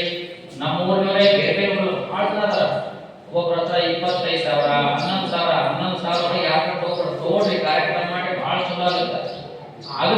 ಆದ್ರೆ ನಿಮ್ಗೆಲ್ಲ ಮನಸ್ಸು ಬೇಕು, ಶ್ರಮ ಬೇಕು, ಕೈಗೆ ಖರ್ಚು ಮಾಡ್ಕೊಂಡು ಅಡ್ಡಾಡಿರ್ಬೇಕು. ಎಲ್ಲ ಒಟ್ಟು ಚಾ ಖರ್ಚು ಒಟ್ಟು ಎಲ್ಲ ಮಾಡಕ್ಕೆ ಹಾಕ್ಬಾರ್ದು. ಸ್ವಲ್ಪ ನೀವೆಲ್ಲ ವಿಚಾರ ಮಾಡ್ಬೇಕು. ಇದೆಲ್ಲ ವಿಚಾರ ಮಾಡಿ ಹೀಗೆ ಹಣ ಸಂಗ್ರಹ ಮಾಡ್ತೀನಿ ಅನ್ನುವಂತ ಒಂದು ಧೈರ್ಯವನ್ನ ನೀವು ಇಟ್ಟುಕೊಂಡ್ರೆ ದೊಡ್ಡ ಕಾರ್ಯಕ್ರಮ ಅಂತ ನಾವು ಅಂತೀವಲ್ಲ, ಬಹಳ ಸಣ್ಣ ಕಾರ್ಯಕ್ರಮ ಅನ್ಸುತ್ತೆ. ಏನಪ್ಪ ಹಿಂಗಾದ ಕಾರ್ಯಕ್ರಮ ಗೊತ್ತೇ ಇಲ್ಲ ಅಂತ ಅನ್ಸುತ್ತೆ.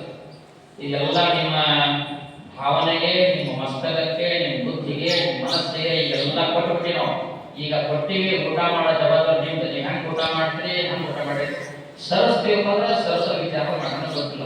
ನೀವು ಹೆಂಗೆ ಮಾಡ್ತೀರಿ, ಅಂಗಾಳಲ್ಲಿ ಸಿಕ್ಕಿರುವಂತ ಅನ್ನವನ್ನ ಹೆಂಗೆ ಕೊಡಬೇಕು ಅನ್ನುವಂಥ ವಿಚಾರ ನೀವು ಮಾಡ್ತೀರಿ ಅನ್ನೋದು ನಿಮ್ಮ ನಿರ್ಧಾರ ಅಂತ ಹೇಳ್ತಾ 5 ದಿನಗಳ ಕಾಲ ಕಾರ್ಯಕ್ರಮ ಆಗಬೇಕು. ಅದಕ್ಕಿಂತ 10 ದಿವಸ ಮುಂಚೆ ಮೊದಲೇ ಒಂದು ಪ್ರವಚನ ಕಾರ್ಯಕ್ರಮ ಮಾಡೋದಲ್ಲಿ ಸುಮ್ಮನೆ ಜನರಿಗೆ ದಿನನಿತ್ಯ ಕೂಡುವಂತ ಕಾರ್ಯಕ್ರಮ, ಜನರಿಗೆ ಒಂದು ಪ್ರವಚನ ಹೆಂಗೆ ಪುರಾಣ ಹಂಗೆ ದಿನನಿತ್ಯ ಒಂದೊಂದು ವಿಷಯ ಕುರಿತು ಪ್ರವಚನ, ಒಂದೊಂದು ವಿಷಯವನ್ನು ಕುರಿತು ಉತ್ತಮವಾಗಿರುವಂತಹ ವಾಕ್ಯಗಳಿಂದ ಒಂದು 10 ದಿವಸ ಮಠದ ಪ್ರವಚನ ಮಾಡಿಸೋದು.